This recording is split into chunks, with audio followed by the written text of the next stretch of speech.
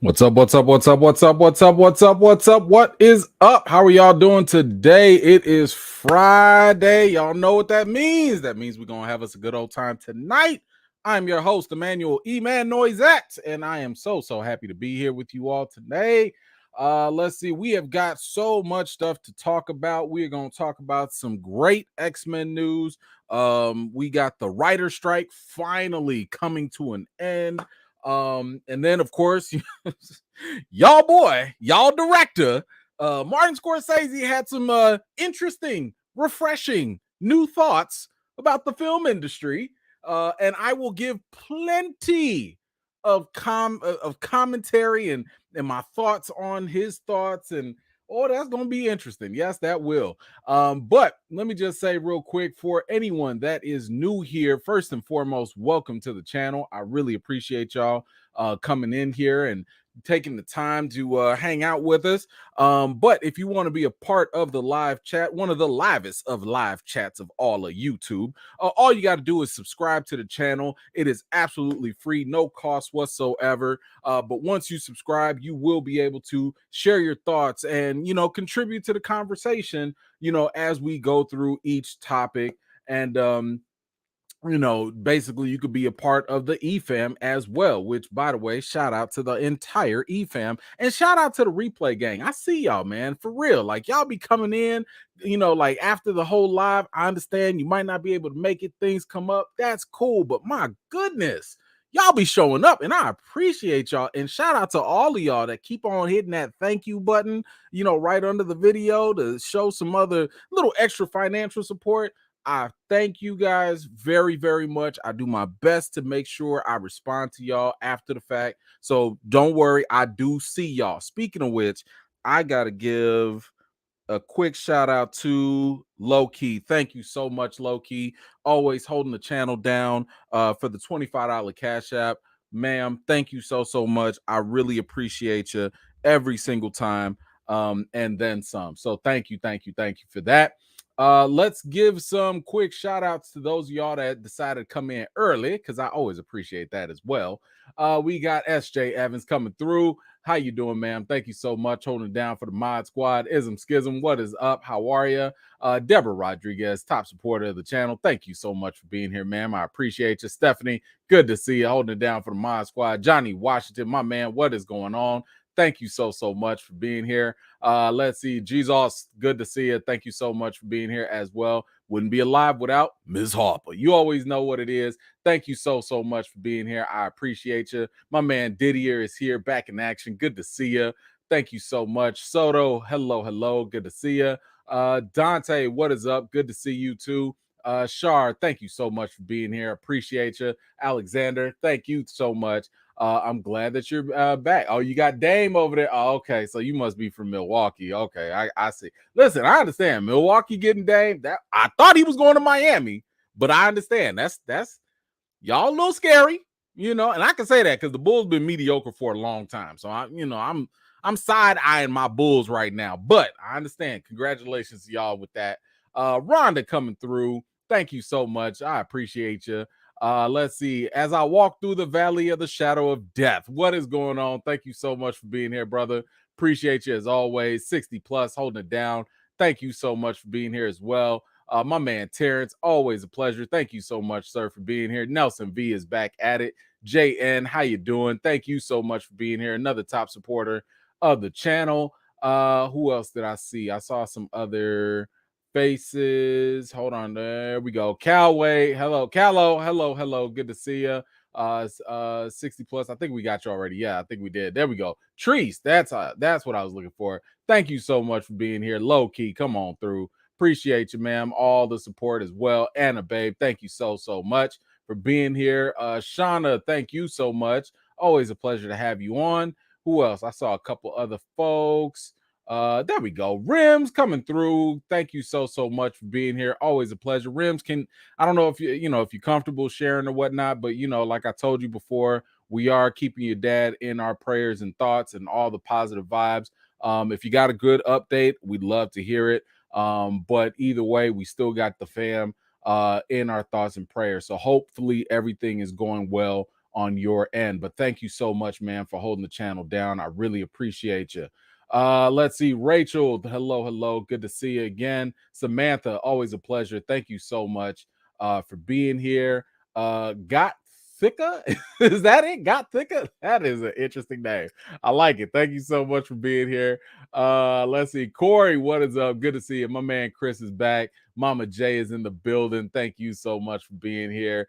Let's see. And shout out to everyone that has made it out tonight. I really appreciate y'all for real. Let's see. We got a couple comments. Let me grab these here and then we will get started with the business. Let's see. My man Anthony's back at it. Sup, E-Man? Anthony, how you doing? Anthony, I did a couple more push-ups today, man. Just because I was doing these push-ups, I was like, man, I know Anthony finna run 50 million miles today, but I'm gonna do a couple push-ups. So just want you to know you're an inspiration, man. So thank you so much for being here. I appreciate you. Let's see. All right, let's go here. JN, thank you so much. What up, E-Man? Scorsese's complaining. Shocker. Not the director who damn near makes the same film every offering. Whining about a genre that has brought about diversity and when his films have little to none. Well, you're not lying. These are truths that you speak. I am going to go very deep into that because I have different gripes about that. But we are definitely going to tackle that. But that's a good point. And you know what? To be fair, I'm not mad at that. I'm not mad at the films he chooses to make because, nobody says nothing to Woody Allen. They should, but they don't. Nobody says nothing to Woody Allen when he want to go make his movies with all white folks. Listen, make the movies that you're going to make. And if you want to stay in your lane, I'm fine with that. If you're a female director and you just so happen want to make only female perspective movies, fine. If you're a black director and you want to make movies only about black folks, fine. If you're a white director and you only want to do things about white folks, okay, fine. Just don't sit here and criticize other people who stay in their lane. Okay, that's all I'm saying. Now if Scorsese started to have an issue with female directors or something, okay, now we got to talk. Okay, I don't mind even if you want to switch lanes. I'm just saying be respectful. So I don't have a problem with him doing what he does. If it's good, it's great for him. Cool. But we got some other things we'll talk about. Trust me, we'll get into that later. Kenny, what you got? Blessed to see you and hope you're doing good, E-Man. Thank you so much, Kenny. I really appreciate it. Thank God I am doing all right. Cannot complain. I could, but I'm not going to. But thank you so much. Let's see. What we got here? My man Derek Gaze. Thank you, brother. What is up? Hi, E-Man. People don't belong in monster movies. Hulk hates puny humans. Facts. But Apple TV is doing one called Monarch. Yes.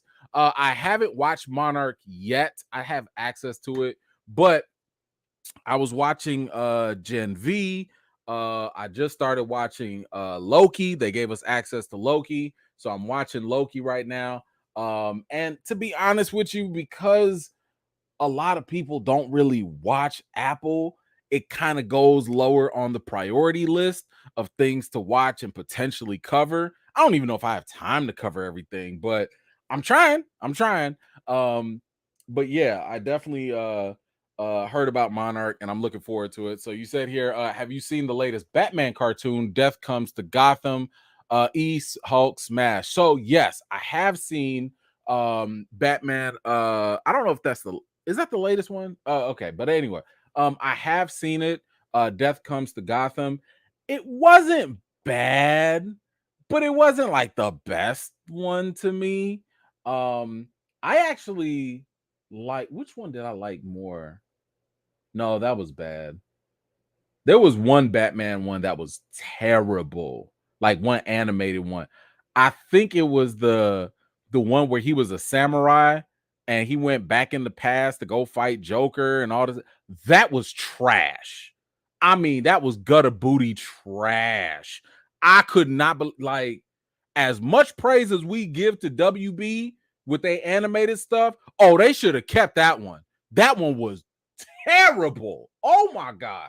I could not believe they released that. And somebody was like, yup, this is it. Just because Batman's in it, it's going to be cool. No. Do not watch that Ninja Samurai Batman one. It is bad. Hold on, because I need to make sure y'all good. Because I don't want y'all accidentally watching that one on any type of level. Where is it? Yeah, this is it right here, because I don't want y'all to get this confused, but it's this one right here. Batman Ninja. This one. Do not watch this. I don't tell y'all this very often, but this right here was a whole waste of time. Okay, this Batman Ninja, waste of time. Hot dang, that was bad.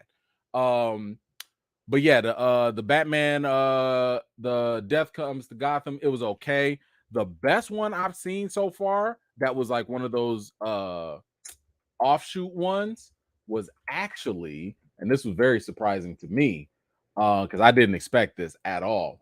It was actually this one right here, Batman Gotham by Gaslight. If y'all have not seen it, because I slept on this, okay? I'm not gonna lie, I slept on this one. This Batman Gotham by Gaslight. I thought when it first came out, it was going to be bad. Okay. I'm not going to lie. I thought it was going to be bad. This was good. Okay. This Gotham by Gaslight one is good. Like the story, I didn't see it coming. There were some good twists and turns in the story. That was worth watching. So if y'all haven't watched that, go watch that one. But anyway, thank you so much, man. I appreciate you. Let's see. Do not watch that Samurai. Oh my God, that was so bad. I was so mad, and I was watching it for free. I was like, oh, can I have my time back? Ugh. But thank you so much, man. Stark Industries, what's going on? Hello, Eman. Well, hello, right back to you. Thank you so much for contributing to the channel. I really appreciate you. Let's see. Kyrie, what is going on? The creator was great, a must watch. So here's the thing. I did get a chance to watch the creator. Unfortunately, I had another event that I had to do. I was invited to go to DePaul University, and I was invited to moderate a discussion, with some professors who specialize in AI and media and virtual reality and all this stuff.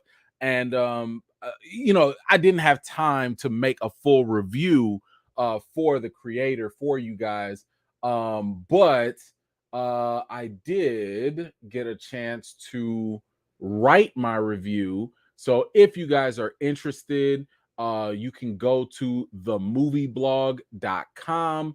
That is where my review for the creator is. But just to kind of give you guys like just a quick summary of my thoughts about it. And of course, the site is crashing because so many people are on there right now. But just to kind of give you guys a quick summary for the creator, the visuals, amazing. Like Gareth Evans, the director, the guy knows what he's doing when it comes to visuals in this lane. Actually, here it is right here. So if you go to the movie blog, boom, you could see it right there. I do have my review up. Yeah, it's definitely something that sci-fi lovers are going to enjoy, I believe. But like I said, the visuals were pretty good. The world building is stunning. I mean, you're looking at these robots and you really thinking that they real. It's something, right? And the themes, like there's warfare, there's all these things happening with AI versus people. And that to me was probably one of the most intriguing things. Is AI actually alive?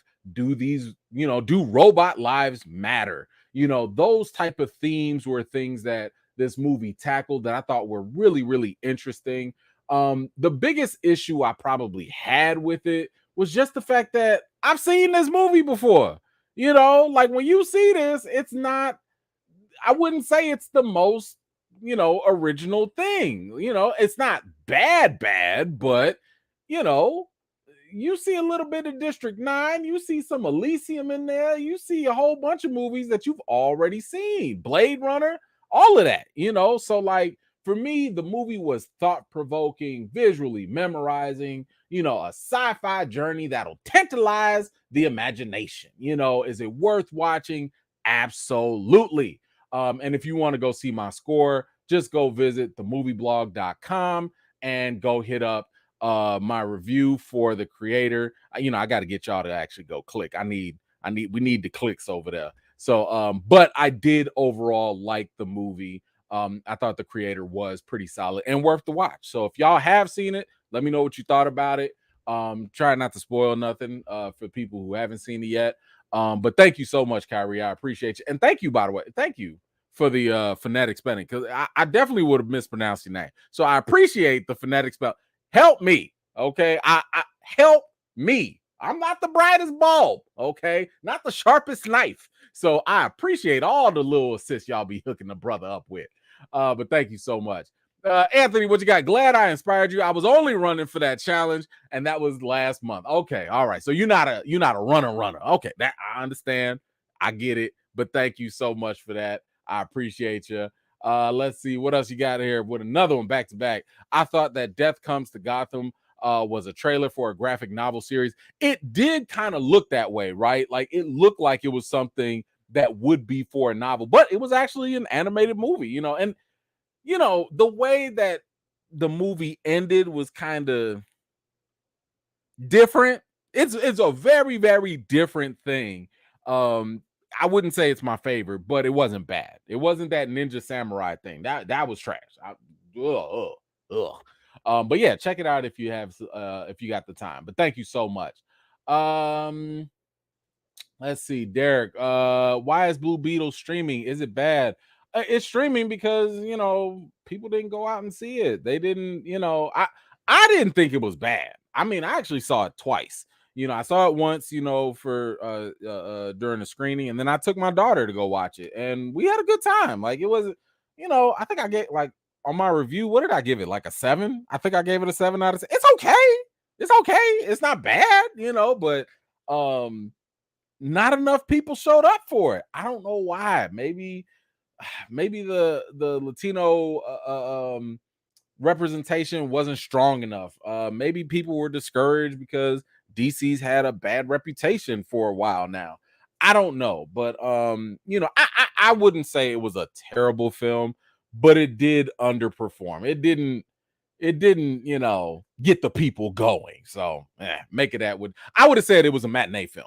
You know what I'm saying? Like I would have been like $5 Tuesday at most, but whatever. But yes, thank you so much for that, Derek. I appreciate you as always, man. All right, what do we have? So let's kick off. Well, we do have to kick this off here. We do have an RIP. Unfortunately, Dumbledore, better known as Michael Gambon, I believe that's the way his name is pronounced, has passed away at the age of 82. It says that he was an Irish English actor, best known for his role as Hogwarts headmaster Dumbledore in 6 of the Harry Potter movies. And he has unfortunately passed away. I will be very honest. I'm not that familiar with his work. I only knew of him, playing Dumbledore. Didn't they recast? I think he was the second one to recast to come in and play the role. But I don't know. Should they follow up with another one? I don't know. I know the Harry Potter series is going to be rebooted eventually, but either way, rest in peace to him and his loved ones, condolences and all that. So shout out to him. Let's see, moving on. We also have, I'm actually excited about this. I don't know if y'all recall, but there was this show on Netflix that I really, really liked. I really, really liked it. And it was called Alice in Borderland. If y'all have not watched Alice in Borderland, it's one of those Japanese thrillers, that I think is worth the watch. Hold on. I think we actually have a description here for anybody who has not seen it. So, Alice in Borderland, it follows the story of Arisu after he is transported to a parallel universe in which he has to play and win games to remain alive. The games are divided into 4 categories represented by suits on a deck of playing cards. Okay, that doesn't even describe it doesn't even really describe it in the best way, I don't think. But it had 2 seasons. The first season was okay. But the second season turned up. The second season absolutely turned up. You could kind of compare it to Squid Games. It's kind of in that same Asian, flavor of TV shows, I guess. But it's a little more deadly, a little bit more. And it's yeah, I just like the last couple episodes of season 2. That turned everything up. But what makes me excited about this is the fact that we are getting a season 3 on Netflix. It has been greenlit, and that's all that matters. I'm just happy that they are coming back, because the way that they left off on the end of it, I just would have been like, what the hell? Like, I didn't know what was real. I don't know what was fake. I don't know nothing. And I hope they come back with some answers. So I am very, very happy that they are coming back, because this was definitely a series that for the longest time it was sitting in my queue and I just did not think about it. I just was like, nah, man, that looked cheap. It looked whack, whatever. But man, I went back and watched it and that thing was good. That was good. But anyway, y'all let me know, what do you think about Alice in Borderland coming back for season 3? If you've watched it, let me know what you thought about it. If you haven't, let me know if you are willing to give it a shot. Whatever you think, let me know in the comments down below. Let's see here. Wait. Okay, there we go. Puma, what you got? Hey fam, did you see that Leonardo film yet? No, I have not. I think you're talking about the Killers of the Flower Moon, or whatnot. No, I have not seen it yet. I imagine, I'll probably get a screener a little bit later. If like the people that have seen it, they've gone to film festivals to see it. And I don't do film festivals like that. Like, unfortunately, like it, if somebody were paying me to go to these film festivals, maybe that'd be different. Like if I work for a newspaper or an outlet that actually paid me for it, maybe I'd do that. But honestly, I don't have the time to review 50 movies, in 5 days, and all that. I ain't got that kind of time. And it's, to be honest, straight up, it's just not worth it, So I'd rather just wait till these movies come out, then I'll go check it out. But I will go see it when it eventually comes out. All right, what else do we have moving on? Invincible. We have about Invincible. It's coming in early November, so just a couple more weeks is coming, and that is pretty much probably the best news of it. But I just thought this was actually kind of cool, because the creator Robert Kirkman did weigh in on the potential future of Invincible, and he said here in this interview, I'm trying not to pin it down to a number, because it is somewhat of a moving target. I think in the 7 to 8 season range seems like it would be good enough. And he's talking about how long the series could go for. He says, but there could be some things we move through a little faster, some things we expand. And if we're fortunate enough to go for a long time, it would be, enough to cover the entire comic. There are some things along the way that didn't get into the comic that I'd like to do.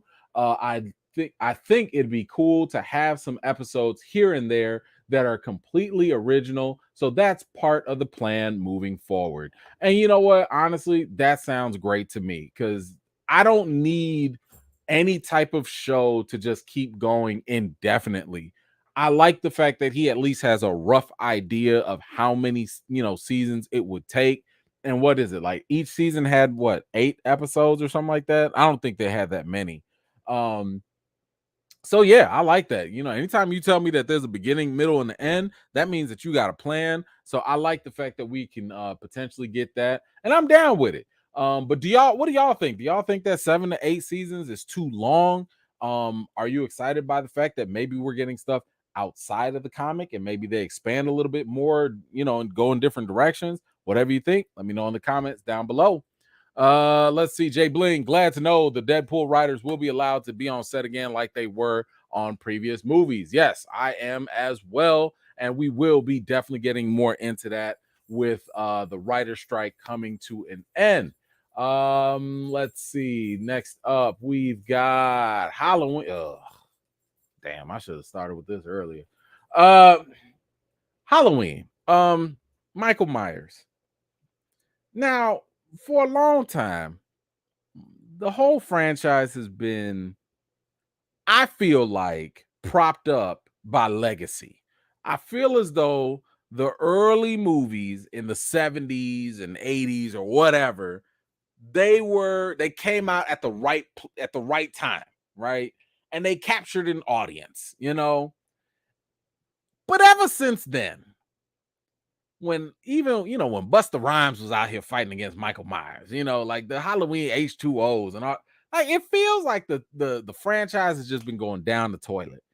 And then they brought the reboot back that was kind of like a C boot because it kind of sort of was a continuation of Halloween 2 or 3 and negated the other 4 or 5 and it was okay. But then they spoiled it, and then they started doing Halloween Kills, and Halloween Kills was like terrible. And then Halloween Ends was like I didn't even bother watching Halloween Ends. I didn't even bother because whatever the one that was right before that, I think it was Halloween Kills. That thing looked like a straight up TV movie. It looked like a Tubi movie, to be very honest. Like I was sitting there like, ain't no way this was really released in theaters. Ain't no way y'all really sat here and asked people for their money to go watch this and take y'all seriously. There was no way. So when they finally did Halloween Ends, I was like, thank God. Like, just put it out its misery. Okay. Like, it just needed to stop. But in true fashion, can't stop, won't stop. Because the future of Halloween is currently being shopped around. The rights for film and TV are still being shopped around. It says here, Bloody Disgusting can exclusively report this week that Malik Akkad's Tranca's International Films is actively shopping the rights to the Halloween franchise around Hollywood. For clarity, while Miramax co-owns the film rights, Trancas is the sole owner of all television rights. It says here we're hearing exclusively that A24 and Miramax are the two main parties currently in battle for TV rights, and that A24 is currently leading the charge. Now, look, I don't care about Michael Myers at all. I for the longest time, Michael Myers has never been. I've always thought he was inferior in terms of like the other villains. You can give me Freddy, you can give me Jason, you can give me Chucky. Michael Myers, I'm like, bro, first of all, you slow, and unless you just creep up on somebody, like who are you really terrorizing? So anyway, the fact that I almost completely disregarded this until I saw A24 was involved. I don't want Miramax being involved with this whatsoever. Because I'm sorry, like y'all been a part of this before, and it still ain't lived up to whatever legacy potential that's been propped up. But A24, they take some risks. And what I like about them is they also will hit you with some creativity. So If A24, the same people that gave you Talk to Me, the same people that gave you Heredity, or Heredity. If y'all want to play around with Michael Myers, now I'm loosely interested. Loosely.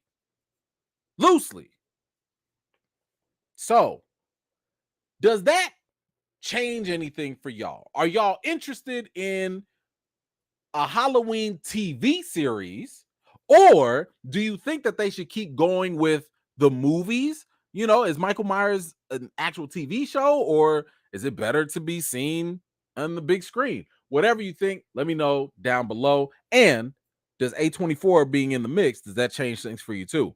Let me know in the comments. All right. Oh, we gonna stay with the horror. Are we? Nope, this is stupid. I don't care. I'll just tell it to y'all. There was a Spawn update, but they just said that Spawn was coming in 2025.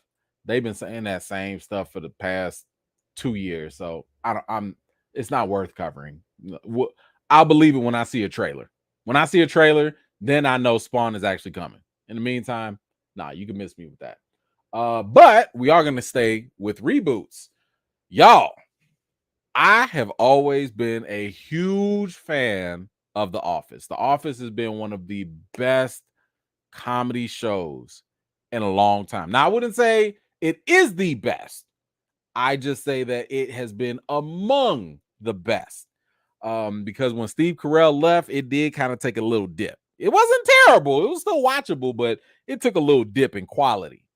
My goodness, those pranks, the gym, pranks, like every opening episode, those things are legendary.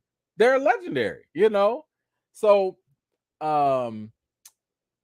there's always been talk about, is the cast going to come back together? Are they going to reboot? Are they going to what's going to happen? And there's been all this mixed reaction of whether it's going to happen or not. We don't really know. But it seems like we do have an update right now, and it is coming from the Screen Rant here that says that the Office reboot is actually in the works. So it says here, according to Puck Newsletter, a reboot of The Office is in the works, with the US series adapter Greg Daniels set to return. So the original showrunner is going to be coming back.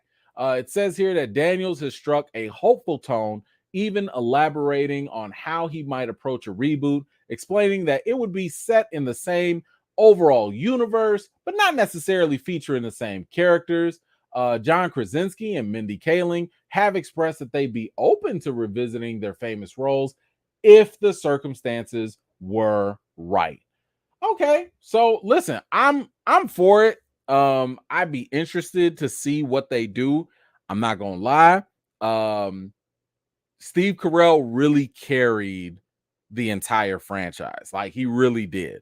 And of course, John Krasinski, he also did. He was like, the co-lead. You know what I'm saying? Like, Jim was good too, But I'm nervous about whether or not they're going to be able to replicate that magic. It took some time, because I know when I first started watching The Office, it took me a little time to like really get into the sense of humor, to get into the characters. And I don't know, maybe by season 2 or 3, I was just like, yo, this is hilarious. But what would also be interesting, and I'm curious about this, is how much they can modernize this new potential reboot. Because my thing is this, like, Office life has changed. This came out like years ago, where people used to have to actually go to the office. And if any of y'all have worked in a corporate office setting, I'm sure there were a lot of things in this show that you could relate to. But after the pandemic, hey, people zooming in now. People coming into work, floating in, maybe kind of sort of 1 day, 2 days out the week, so it's a lot of different things that can happen. I can already see them doing a scene of somebody on a Zoom call, let's just say, doing things they ain't supposed to be doing. You know what I'm saying? So I could see the jokes already writing themselves. But I am kind of curious and a little nervous about what would happen, but it does give me a little comfort that the same showrunner is coming back. So the same level of humor will be here as well. But whatever it is, are y'all excited for this? Are y'all looking forward to The Office? Is this something that you want to see, or should they leave well enough alone? Whatever it is, let me know your thoughts in the comments down below. All right. Kobe, be quiet. You know who's coming home.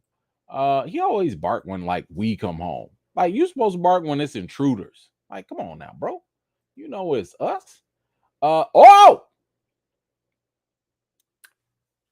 we gotta update this. We gotta talk about this. Y'all remember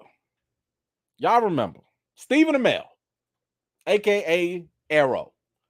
Y'all remember my man? We had a whole conversation about this because during the actor strike, Stephen Amell decided to say it with his chest, right? This man was like, yo, I don't like all this striking. Striking ain't cool. I don't like it. And he was saying this after the group that he decided to be a part of, that he's part of SAG after his group voted damn near 98% to strike, he wanted to go out and pop off at the mouth and talk about, I don't like striking. And when they told him part of the rule of striking is you can't talk about your past or current work, whatever you're doing, you can't talk about it. This man was all like, nah, F that. I'm going to talk about my shows. I'm going to promote my stuff. Even though the group you pay dues to and that you work with, your colleagues told you that's not part of the deal. He said, bump all of that. Now, he did get a lot of backlash. His own co-stars, his own colleagues, producers of other shows he used to be on was like, oh, okay. That's how you feel? We gonna remember this.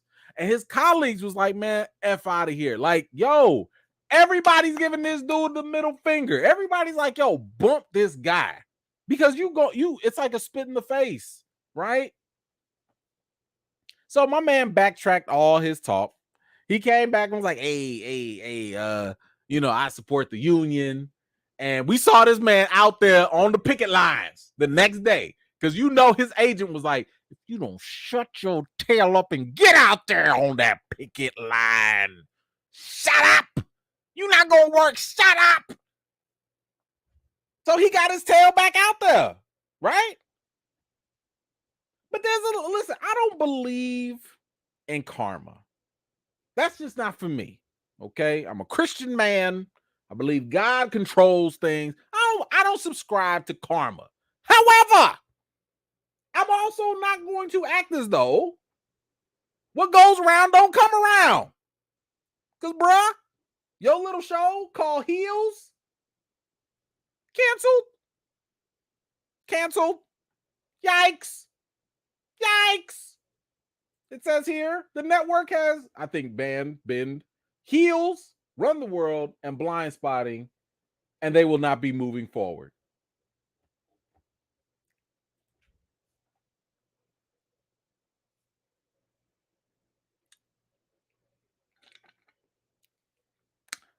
Yikes!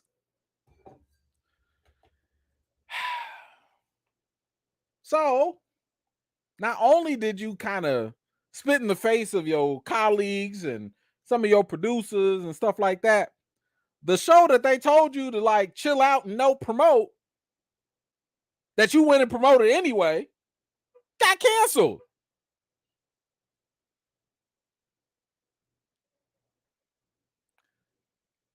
Has anyone checked on him to make sure he's okay?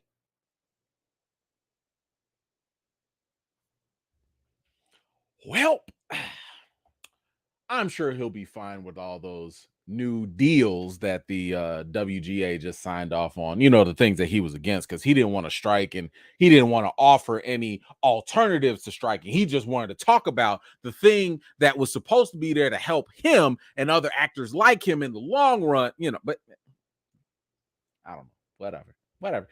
Anyway, I do feel bad for the people that actually, you know, were on Heels. I heard Heels was actually a good show. I haven't watched it, but from people I've heard that have, they said it was a good show. So I do feel bad for them.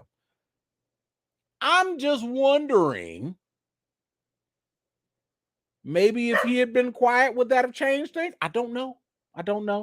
But anyway, what do y'all think about this? That Heels has been canceled. Stephen Amell's out of work for now. You know, maybe things will come up. I don't know. Whatever you think, let me know in the comments down below, please. Let's see. Anthony, what you got here? Thank you so much. Hold on one second. Get out. Take him out, please. Take your dog out when you walk out. Just being rude. All right, thank you. Anthony, what you got? They rebooting The Office. No! God, no! God, please, no! Love it. That was perfect. And if you watch The Office, you already know what that's from. Thank you so much, Anthony. That was perfect. This is what I'm talking about, man. Like, this dude was killing it. Oh my gosh, he was doing so. I love Steve Carell, man. He was so good in that role. All right, here we go. I should have started with these earlier, man. I'm like, all right. Now, I have told y'all in the past, when it comes to like awards, the Oscars and you know, Emmys and stuff like that, one of the main things that they are there for is for marketing, right? It's one of those things where, you know, it's really just the industry anyway. It's the industry patting itself on the back. It's the industry looking at other things in the industry to be like, oh, this was great, this was good, whatever. Here's a trophy. But at the end of the day, it also helps certain movies or TV shows or even actors elevate themselves to be like, look how dope we are moving forward. Now, it's debatable on whether or not the Golden Globes are recognizable like that. I don't even know. Do y'all watch the Golden Globes? I don't watch them. I really don't. But I do see certain movies or certain, you know, things be like, oh, Golden Globe winner, blah blah blah blah blah, you know. So it's not the Oscars, but it's like up there, kind of, right? So apparently the Golden Globes is going to add 2 new categories. They're going to add 2 new categories for recognition.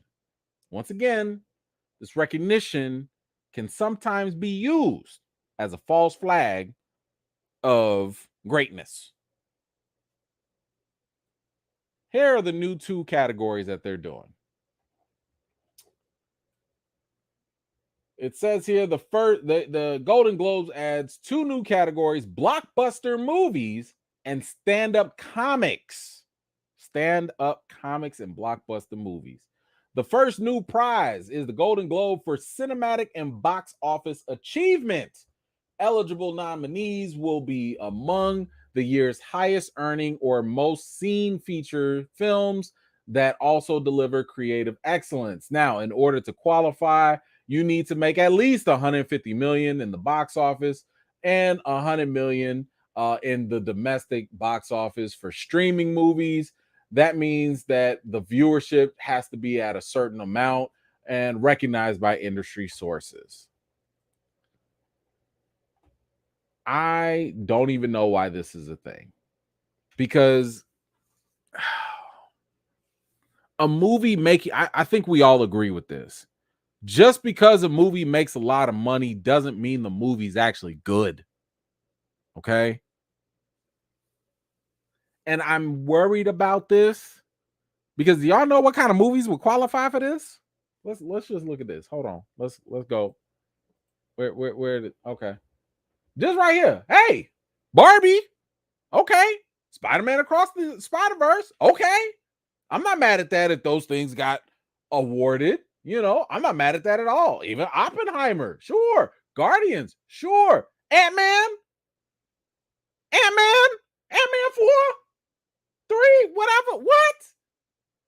Oh, hell no. Transformers, Fast X, The Flash.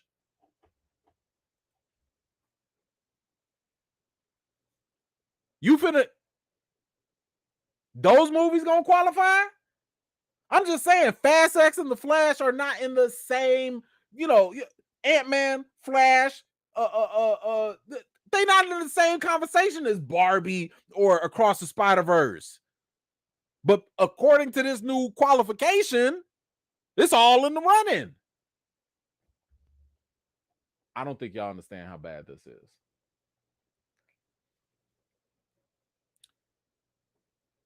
I don't think y'all understand how bad this is. Let's go back 2 years. 2 years ago, Spider-Man No Way Home would have been right there. And Venom 2? Venom 2? Why is Venom 2 and Spider-Man No Way Home in the same conversation for awards? Why is Venom 2 even on this list? Who came up with this?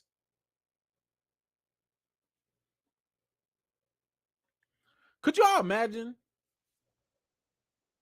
if Sony came out here and was like, globe winning Venom 2 coming to theaters near you or coming to streaming near you?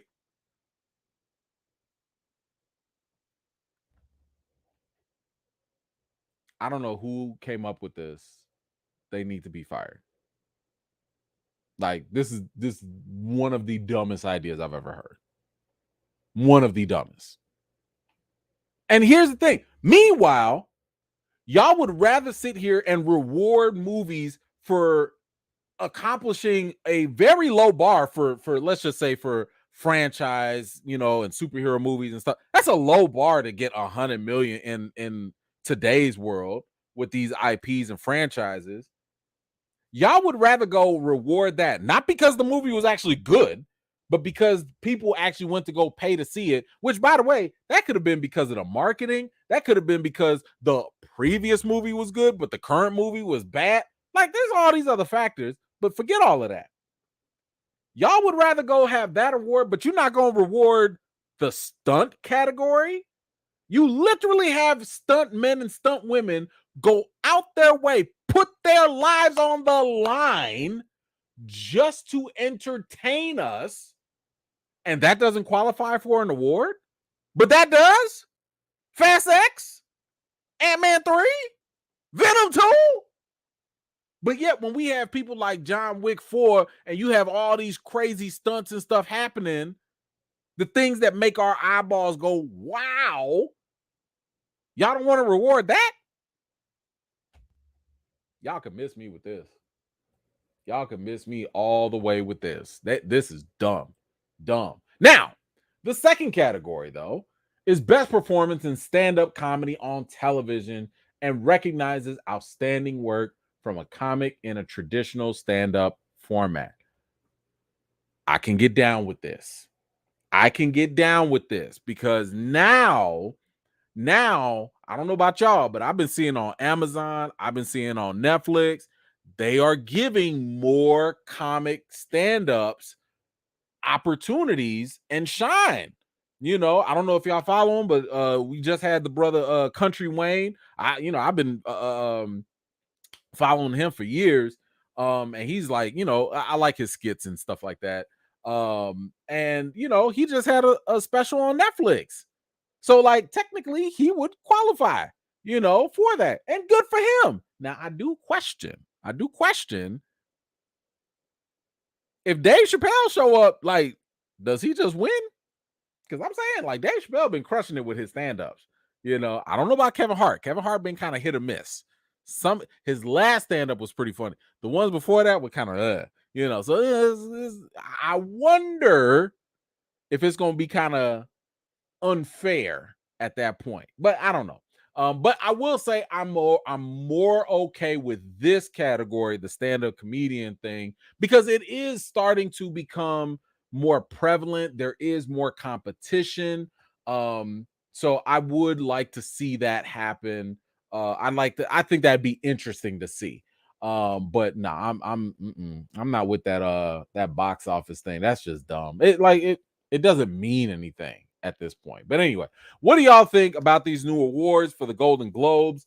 Does any of this make y'all even want to tune in? Maybe you want to check it out. Maybe you want to see who won, who didn't. I don't know. Whatever you think, let me know in the comments down below. Anthony, what you got? Thank you so much. This is a thing because they are looking for views. I agree. I honestly stopped taking the Golden Globe seriously when they nominated The Tourist, which was badly reviewed, just so that they could have the stars attend the after party. I believe it. And that's the thing, though. Like, all of these award shows are usually looking for ratings, because if they weren't, they wouldn't be televised, right? So you're not wrong about that at all. They want the ratings. I mean, how often? Listen, when was the last time y'all talked about the Oscars? And I'm talking about pre-slap. Before the slap, nobody was really talking about the Oscars like that. It usually needed some sort of controversy to get people, and I'm not talking about movie buffs. If you're somebody that watches and follows movie stuff, I'm not talking about you. I'm talking about the general public. I'm talking about the average. I'm talking about your mama's cousin, your auntie's best friend. I'm talking about those other folks that don't look at this stuff. Those are the ones that, like, when they start watching, that's when the ratings actually matter, because they go beyond the core audience. And the last time, it was just the slap that really got people going. That was it. Outside of that, didn't nobody care about them things. The ratings were actually going down. And they try to do all these different things, like, oh, well, let's get rid of some of the lesser popular categories, which was kind of a slap in the face. How you gonna get rid of, like, I don't know, editing or something? Like, okay, the average person don't know your average editor, but that's important for the industry. You know what I'm saying? They want they shine too. So it's a weird thing that happens every single time. But it's always, as you mentioned, it's always for views. And to be honest, that's where the money resides. Like, the more views you get, the more advertisers you get, which means the more money you get, which means the better production that you get. So it goes round and round that way. But that's the business. Thank you so much, Anthony. Jay, what you got? Just as stupid as the Oscars Twitter popular film. Yes. Oh my God, that was terrible. Oh, that was such a dumb idea. Now, it's one thing if you were to say, like, hey, let's use social media to think about, I don't know, nominations potentially, but letting social media dictate who wins or whatever. No. Social media cannot be trusted. You had bots out there doing votes and stuff. Come on now. That's not even halfway reliable. But yes, thank you, Jay. That it was just as bad. It is just as bad as that. Definitely a good comparison there. All right, let's move on. Damn, oh my God, there's a lot. I think I'm just gonna be frustrated this whole live. Do I have any good news? All right, let's just get through this. I don't think we really have to go through the litany of issues when it comes to Thor 4. Many people have, I think, unanimously agreed. The vast majority have agreed that Thor 4 was a very big miss for Marvel. Did it make a lot of money? Yes, it did. Why?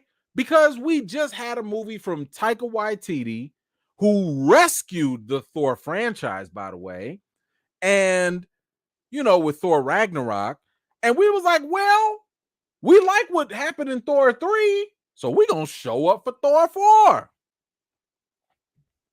And then we got Thor 4. Yikes. It was not great. It was not good. Many people had issues with the ridiculousness that was allowed. But I think, especially for me, my biggest issue, and probably for some of y'all, was the fact that they strayed so far from the comic. Right? Now, let me be very clear. Nobody's asking for 1-to-1 ratio, type of comparison or adaptation. That's not, Marvel's rarely done that, if ever. But this was a crazy departure. But apparently Taika Waititi heard y'all and wanted to respond to y'all. Not me, but y'all. So Taika said this in a message here, and I think it was in a book. When asked about these tonal differences in the film and comic, Waititi emphasized the need for change in adaptation, telling critics to read the comics if they want that exact story. It's an ongoing battle because I want my films to be entertaining, and I want a lot of humor in them to poke fun, not only at the idea of the space Viking, but also to poke fun at humans, how we bumble our way through life on this planet. The comic run is very serious. Jane's story is especially tense. And so to try to find humor around that stuff, as well as making it an emotional story, was always going to be difficult. And we struggled with that. We wrestled with it throughout the edit, right up until we finished the film. Now we're going to stop right there. You said that we had to read the comic. So if you had any critical opinion about Thor 4, he's telling y'all go read the comic and enjoy that. Now, as I mentioned before, we don't expect, or we shouldn't be expecting this. We should not expect a direct adaptation from the comics. It should not be word for word, panel for panel. No.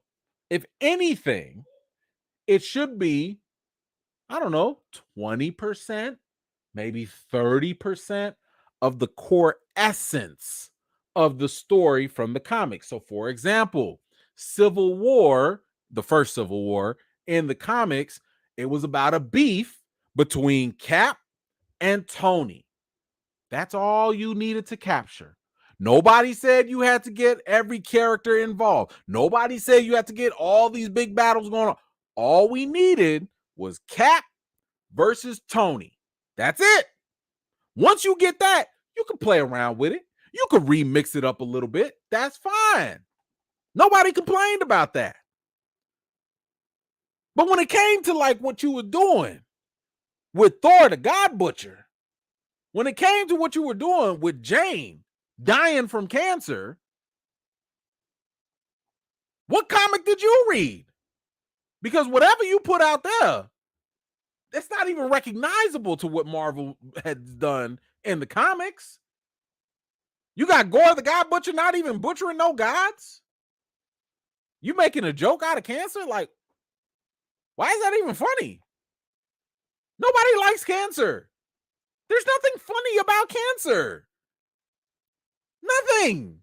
There's nothing funny about cancer. The mere fact that this man said, and I'm going to reread it again, to try to find humor around that stuff, as well as making it an emotional story, was always going to be difficult. Then don't do it. It's difficult because don't nobody want that. Who the hell's like, man, I wish I had a funny movie about cancer. Why? Why? This man literally said, and we struggled with that. We wrestled with it throughout the edit, right up until we finished the film. That sounds like you was trying to fit a square into a circular peg. Like what? Like what? Why are you trying to force that in if it doesn't work? And this is one of the reasons why I'm glad people are vocal when these things don't work, because you do need these creators to hear that. Sometimes, and I tell y'all this all the time, sometimes they go into their little silos, they go into their little bubbles, and they don't want to hear nothing different. And listen, there is a time and a place for that. I believe in balance. I believe that, yes, you do need to be able to have the freedom mentally, creatively, to just go out there and make something different. Because if everything was what people wanted, you ain't never going to get nothing right. However, I do think that you still need to hear and understand and have a feel for what people like, what they don't like, to still try to give them what they want, right? It's almost like if you go, I like to bring this up. I like to bring up cooking or whatever. It's almost like if you go to a foreign country, right? And this foreign country ain't never had nothing spicy in their life. And you want to go out there with some jerk chicken. Now listen, you can't hit them with the 911 flavor of jerk chicken. Okay? That's too much, too fast, too hot. It's too much. You got to hit them with the little mild sauce. They probably going to freak out over the mild sauce, but at least you can kind of slip it in. Now, that's what Taika did with Thor Ragnarok. Thor was not known, the franchise, it was not known for its humor. Taika came in with Thor 3 and slipped it in a little bit here and there. And we was like, yo, who knew Chris Hemsworth was funny? Yo, this was cool. But he still had balance. He still had balance where it was kind of like, all right, y'all, I ain't going to hit y'all with too much hot sauce. I'm going to put a dab in there. And it worked. But now, have y'all ever had some Jamaican food, some jerk chicken, and it had too much jerk on it? It had too much seasoning on it where you like, yo, I can't even taste the chicken. I'm just tasting straight up seasoning. It's not even enjoyable.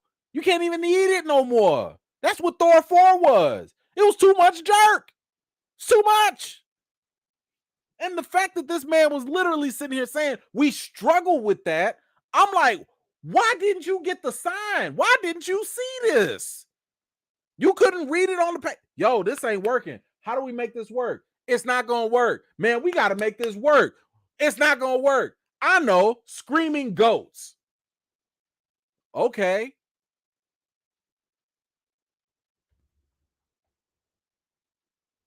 He has some more to say. We did funny scenes about cancer. We did way more tragic scenes about having cancer. Some audiences really love the humor part of it. Some audiences really wanted it to be just like the comics. But I always say, if you want it to be exactly like the comics, read the comic. You've got to change things here and there to make it a film. Yes, but at the same time, you don't want to deviate so much away from what made the story work. And that's what he ended up doing. He took maybe 5% of that story and was like, here's Thor 4. That's the problem. I would have had less issues if you actually let that man, Gore the God Butcher, he should have been frying y'all. All of y'all should have been fried. He should have been deep frying every god in there, okay? With extra seasoning too. Oh my gosh, y'all did not let this man do anything at all. Had him out there looking like Pennywise from It, taking kids. What? Anyway, what troubles me about this is I respect Taika Waititi for wanting to be daring. I respect him for being creative. I respect him for wanting to do something and pushing the grant. I respect that. But I'm going to need him to also hear the critiques as well. I need him to understand, look, you took a risk. It did not work. But it does kind of come off a little pretentious, a little arrogant to be like, man, just go read the comics. Come on now. We already read the comics. Or even if we didn't read the comics, it's coming off as though you didn't read the comics. And that's where the disconnect is happening. So it'd be nice if he could kind of bring it down a little bit. Like, what was it? Chris Hemsworth, you know, he had recently came out and was like, yeah, you know, maybe we were a little too silly. Great. You ain't got to throw nobody under the bus. You ain't got to go sitting here trashing nobody. Look, at least it seeped in just a little bit that you was like, oh, maybe we, maybe we got some work to do. I can respect that so much more because I'm not asking y'all to be perfect. I'm not asking y'all to even dwell in the past. I'm asking y'all that whatever y'all do creatively, if it didn't work, at least acknowledge it, learn from it, and try again. That's all. I don't think that's asking for much. Anyway, what do y'all think about Taika Waititi telling y'all to go read the comics? Because he wasn't talking to me. He was talking to y'all. What do y'all think about his comments? And are you looking forward to Thor 5 if he is still the director? Whatever you think, let me know in the comments down below. All right. Ism, what you got? They owe the God Chappelle like 5 retro awards. Yeah. I mean, if you're gonna backdate them, yeah, it's definitely something for sure that he would be owed. Yeah, I agree with that. Thank you so much, Corey. E-Man, you need to watch it. Max series Young Love. It's an animated Black family show starring Issa Rae and Kid Cudi. Here's the funny thing about that. I was going to. I actually was in communication with the creator, Matthew Cherry. You know, he wrote the book, the child book, and all that. I got the DM. My man was like, yo, hit me with the email. I'll get you guys, I'll get you the access and everything. I was like, great. I got some, I got my black daughters here. You know what I'm saying? It's based on black hair. I can't do their hair, but shout out to their mama because they mama do their hair like woo magic. I'll watch it. HBO didn't want to give me the screener, so I was like, I guess y'all don't want promotion. And y'all gonna base this on Chicago too? So you got a black man who is a critic who lives in Chicago that has black daughters who can't do their hair. I asked y'all, I'm sorry. He asked me to review it, and I was like, let's go. And HBO didn't want to send it to me. So I was like, all right, y'all don't want no help. Sorry, but it is what it is. I'll have to get to it eventually. I believe it is good though. I believe it's good, and I believe from what I've heard from others, it is worth the watch. But thank you so much. I appreciate you.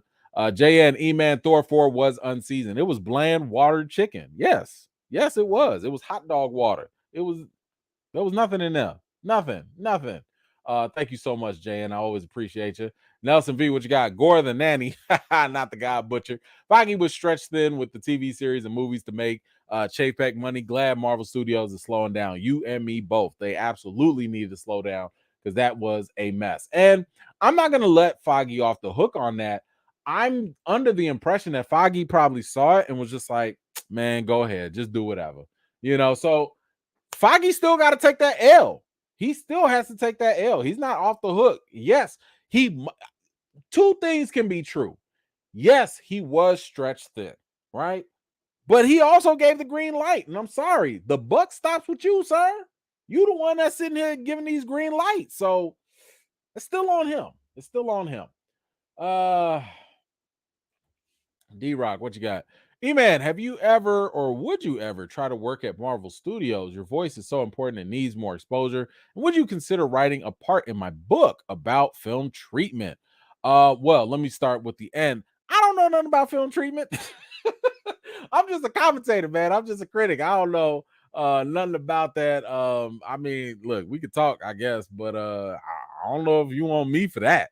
Now, as for working at Marvel, I wouldn't say that I would want to work at Marvel. Now, I wouldn't mind working with studios, right? And what I mean by that is I wouldn't mind working with studios in just terms of being like, I don't know, being like a movie consultant, a movie advisor, like, because the one thing I don't want to do, I wouldn't want to say, because if I go work for Marvel, I can't critique them. You know what I'm saying? Like, it's going to be very awkward if E-Man works at Marvel. I gotta shut this whole channel down. You know, I can't tell y'all nothing. I'll be sworn to secrecy. Y'all gonna see them little red dots on my head from the Black Widows everywhere. So because of that, I feel like it's just not gonna happen. Now listen, if somebody want to cut the check, I already told you I got kids. If somebody want to cut the check, okay, that's a different story. It's a different story. No, I'm just playing. Not really. Sign me up. No, I'm playing. Yeah. Anyway, but thank you so much, man. I appreciate you. But no, listen. If there ever was, in all seriousness, anything, I would much rather do things, from where I'm at now. Like, look, I'd rather Marvel go ahead and follow the channel. You know what I'm saying? So, like, when we're having these conversations, they hear it, because at the end of the day, I'm not doing this for money.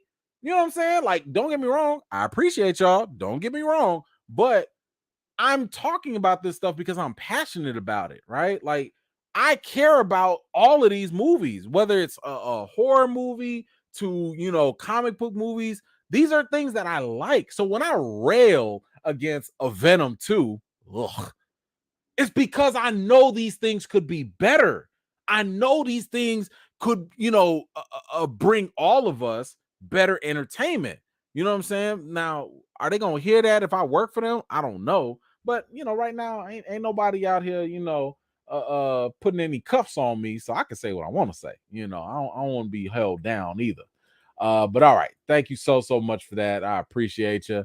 Let's go on. Now, I didn't even know this needed help, but apparently some people have been confused about the DCU and what's going to happen with it. Now, again, let's go ahead and clarify some things real quick. DC has been in shambles. Okay, there's no ifs, ands, about it. Listen, it's been messy. Okay, DC's last 10 years for live action has been worse than a BET special that got rerun and ran on Lifetime. It's bad. It's nasty. Okay. You got the studios screwing over directors. You got directors getting in all their feelings and stuff because they movies either get messed up or, retired early as a tax write-off. It's been a mess. You got movies with the biggest, most popular characters underperforming. Can't even hit a Billy. Can't even hit a Billy. And with all this nonsense that's been going on, there's been one thing that they've been trying to do. We had all this talk about, and we got it confirmed just last week from one of the writers, that the early DC bosses, they wanted to be just like Marvel. They wanted to copy Marvel's homework, even though they had an open book test. DC always had all the rights to their characters. Marvel was the one that had to take the test with their hand behind their back because they didn't have the characters from Fox. They didn't have Spider-Man. They didn't have nothing. They had to work on a handicap, basically. Meanwhile, DC got an open book test, and they was like, all right, forget the book. Marvel, what y'all doing? We see that y'all made $1 billion over there. Like, it was always backwards over there. So with that said, after almost 10 something plus years, they was like, yo, we just gonna start over. James Gunn came in and Peter Safran together. They are the makeshift Kevin Feige for DC to do whatever that they want to do. It's a fresh, clean reboot. But it's been getting kind of messy because you've had James Gunn come out and be like, oh yeah, Blue Beetle is going to be the first character in the DCU or in the DCU. Oh yeah, Superman Legacy this. And oh yeah, creature. Like, people was like, okay, what is actually going to be the start? What is actually going to happen? What is canon? What's not canon? So James Gunn has actually come out and clarified things. I didn't know it needed clarification, but in case any of y'all are confused, James Gunn has actually said what is canon, when it starts, what it is. So let's just kind of go through it because he reveals exactly when the new DC Universe movie canon officially starts. He said here, and this was on Threads. He was on Threads. He says nothing is canon until Creature Commandos, that comes out next year. That's the animated series. A sort of aperitif. I don't know why he said that. Why didn't he just say appetizer? It's like an appetizer to the DCU. And then a deeper dive into the universe with Superman Legacy after that.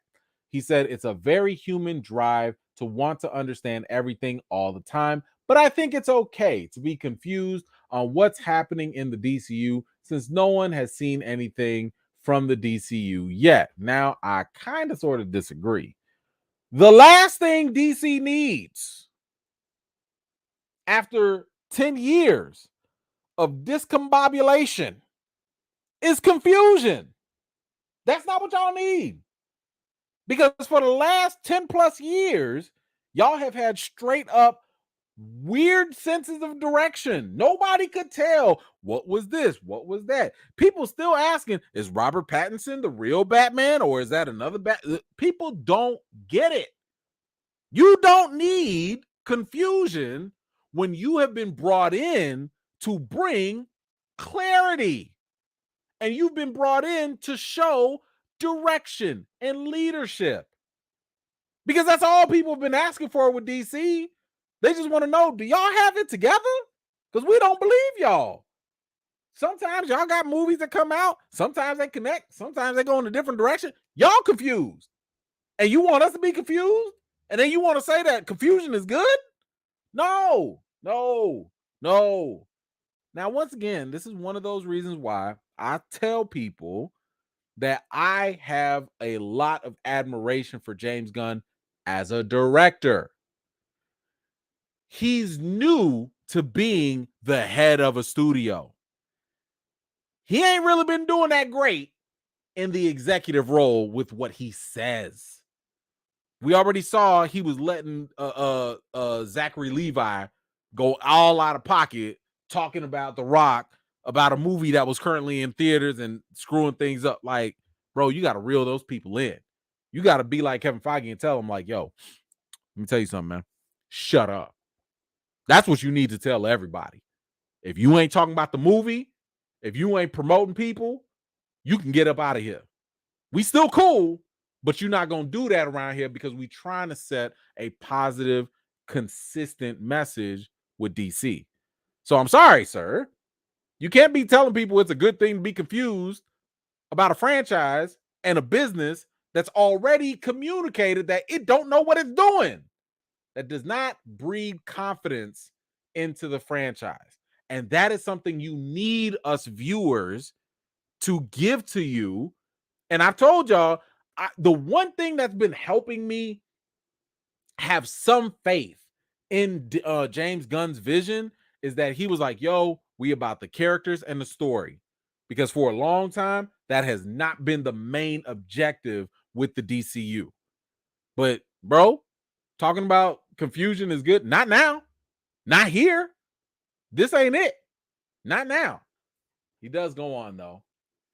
He says, and yes, some actors will be playing characters they've played in other stories, and some plot points might be consistent with plot points from the dozens of films, shows, and animated projects that have come from DC in the past, but nothing is canon until Creature Commandos and Superman Legacy. It says here that James Gunn has said that John Cena, Viola Davis, and Cholo Miraduenda will reprise their DC extended roles, but as James Gunn says, it's actually fairly simple. He says here that they will play new characters who may have had similar experiences to those seen in the previous movies and shows. All right, so in other words, because I don't even think he clarified that very well, it's a soft reboot. It's a hard reboot in terms of we starting over, but they're going to recycle some characters. Everything is not going to count until it happens in Creature Commandos and Superman Legacy and anything after. So whatever you saw before, Peacemaker, don't count. Both the Suicide Squads don't count. Blue Beetle, don't count. The Flash, don't count. Wonder Woman 1 and 2, don't count. None of that stuff counts. Even if you see these characters come back, And even if some story elements are still the same, the past stuff does not count. To me, this is no different than what happened with Marvel in the MCU. Ang Lee's Hulk, you know that Hulk where he was fighting the dogs and it was a trash movie? It don't count. Blade, as great as Blade was, it don't count. The Netflix series, Punisher, Daredevil, Jessica Jones, they don't count. None of that stuff counts unless it comes in play into the MCU. Daredevil's probably the best example that I've been telling y'all for the longest. Daredevil's Netflix, it don't count. All them 3 seasons, they don't count. When you saw Daredevil show up in No Way Home, that was his first introduction into the MCU. Think of it like, I don't know, the multiverse. We finally got the 616 version, which is the MCU. We finally got that version of Daredevil. Netflix and all that, that's like, I don't know, 185221, whatever. That's a different universe. So that's pretty much what DC is trying to do right now. Yes, they're going to use the same actors. Yes, they're going to use the same people. No, they're not bringing back Henry Cavill because they want to talk about Superman that looks younger. That is a younger version. I personally think that once we get the ball rolling, people will start to understand it a little bit more. We'll start to see some changes. We'll start to see a little bit different direction. And we'll be like, oh, okay, now we get it. We're going to get a new Batman. And now you'll be like, oh, okay, Robert Pattinson's over there. And that's just what it's going to be. So I don't know. Are y'all still confused? I don't know. For me, I'm just going to wait and just let them tell their stories and see what happens. If you tell me to forget all the crap that happened before, I got no problem with that. I will gladly forget those right now. Forgotten. Oh, gone. They who? The Snyder what? Restore the who? The cut who? What? Done. Out of here. But anyway, y'all let me know. Is it clearer now? Does it make a little more sense? Just wait until Creature Commandos and wait until Superman Legacy. And anything else, Aquaman 2, don't count. That's coming out now. Don't count. Don't even matter. Nobody cares about anything that's going to happen in that movie anyway. It's done for. So, whatever it is, y'all let me know. Is this a clearer picture for you? Do you understand? Are you cool with what James Gunn said? Whatever you thought, let me know in the comments down below. All right. Nelson, which one is better, MCU Phase 4 or DCEU? Damn, hold on, wait. Like all of DCEU versus Phase 4? All of it?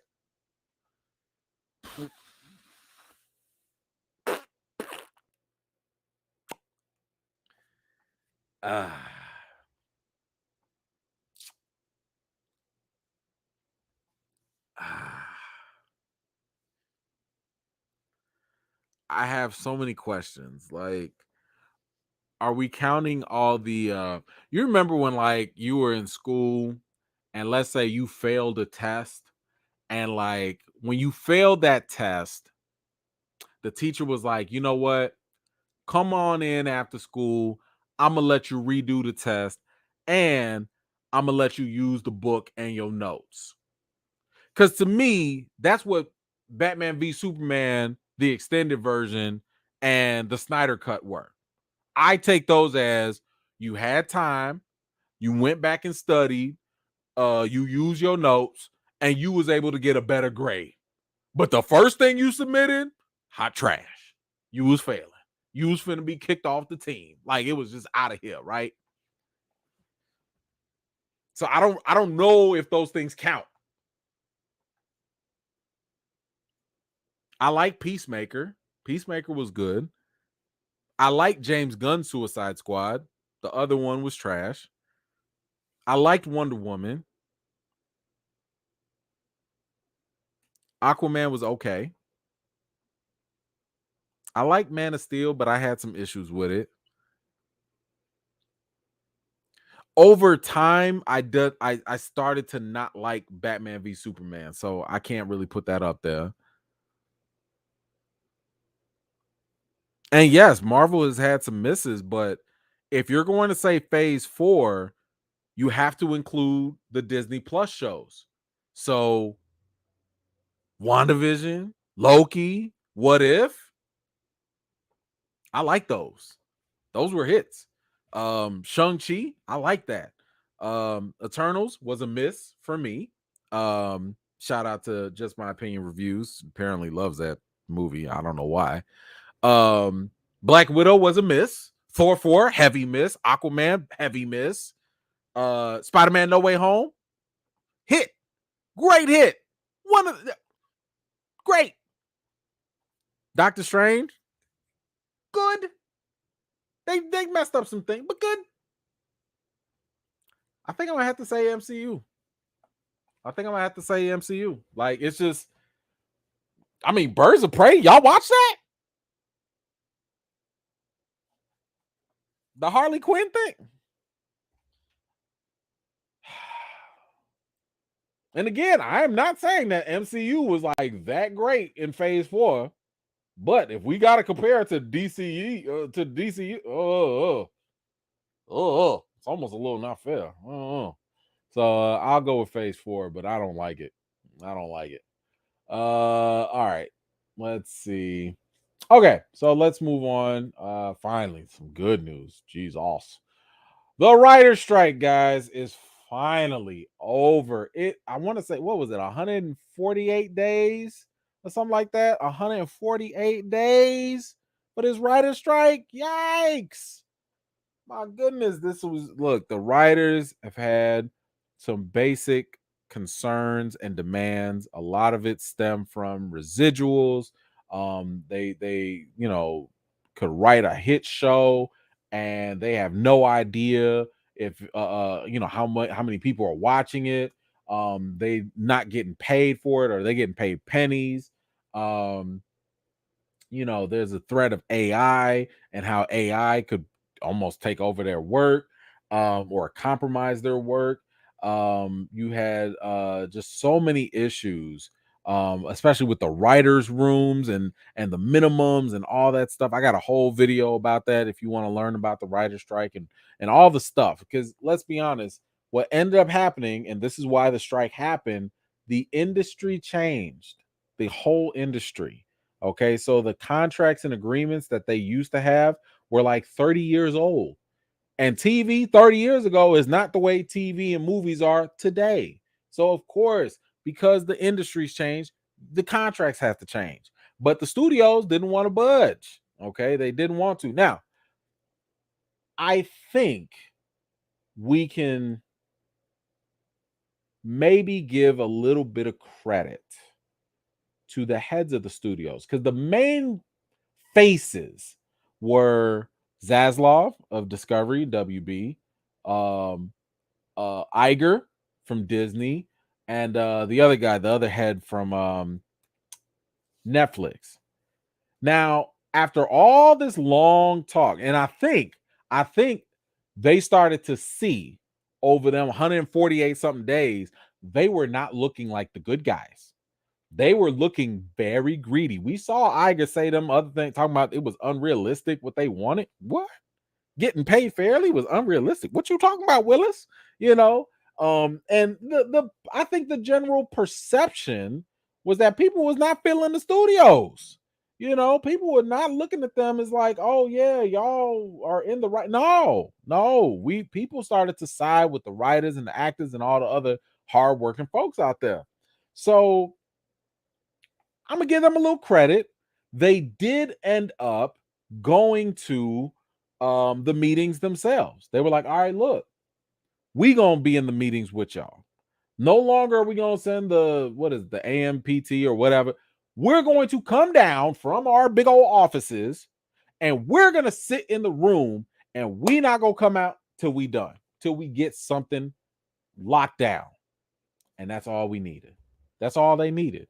And I'm glad that happened, because they did finally come to an agreement. It's a tentative deal. I think it's just a 3-year deal right now. But the reason why it's tentative is really because the writers, the WGA, they need to just basically get everything voted on. I think the East Coast and the West Coast, all that stuff. And once they get a vast majority, then they can move on. But here are just some of the basic things that they ended up getting. It says here the writers have secured the following protections against AI. AI can't write or rewrite literary material, and AI generated material will not be considered source material. A writer can choose to use AI, but the studio can't require them to use AI software. It says studios must disclose to writers if any materials given to them have been generated by AI. The WGA reserves the right to assert that exploitation of writers' material to train AI is prohibited. So, ain't no sneaky stuff happening with AI. If AI is involved, it has to be the choice of the writers, or the studio has to divulge any of that information. Then you also have studios, they have to provide streaming data to the WGA, but it's under an NDA. They must provide the worldwide total number of hours streamed, and the WGA is then allowed to share that information with the members in an aggregated form. Now, this is one of those things that was kind of like a concern for the studios. They was like, look, we don't want to give y'all all these numbers. Now here's the thing. When they give the numbers, notice that they don't ever have a problem talking about the numbers of successful shows. Oh, Stranger Things got, I don't know, 25 million views. Oh, Wednesday got 20 million views. They don't have a problem with that. They really don't want to tell you about the other shows that don't get no views at all.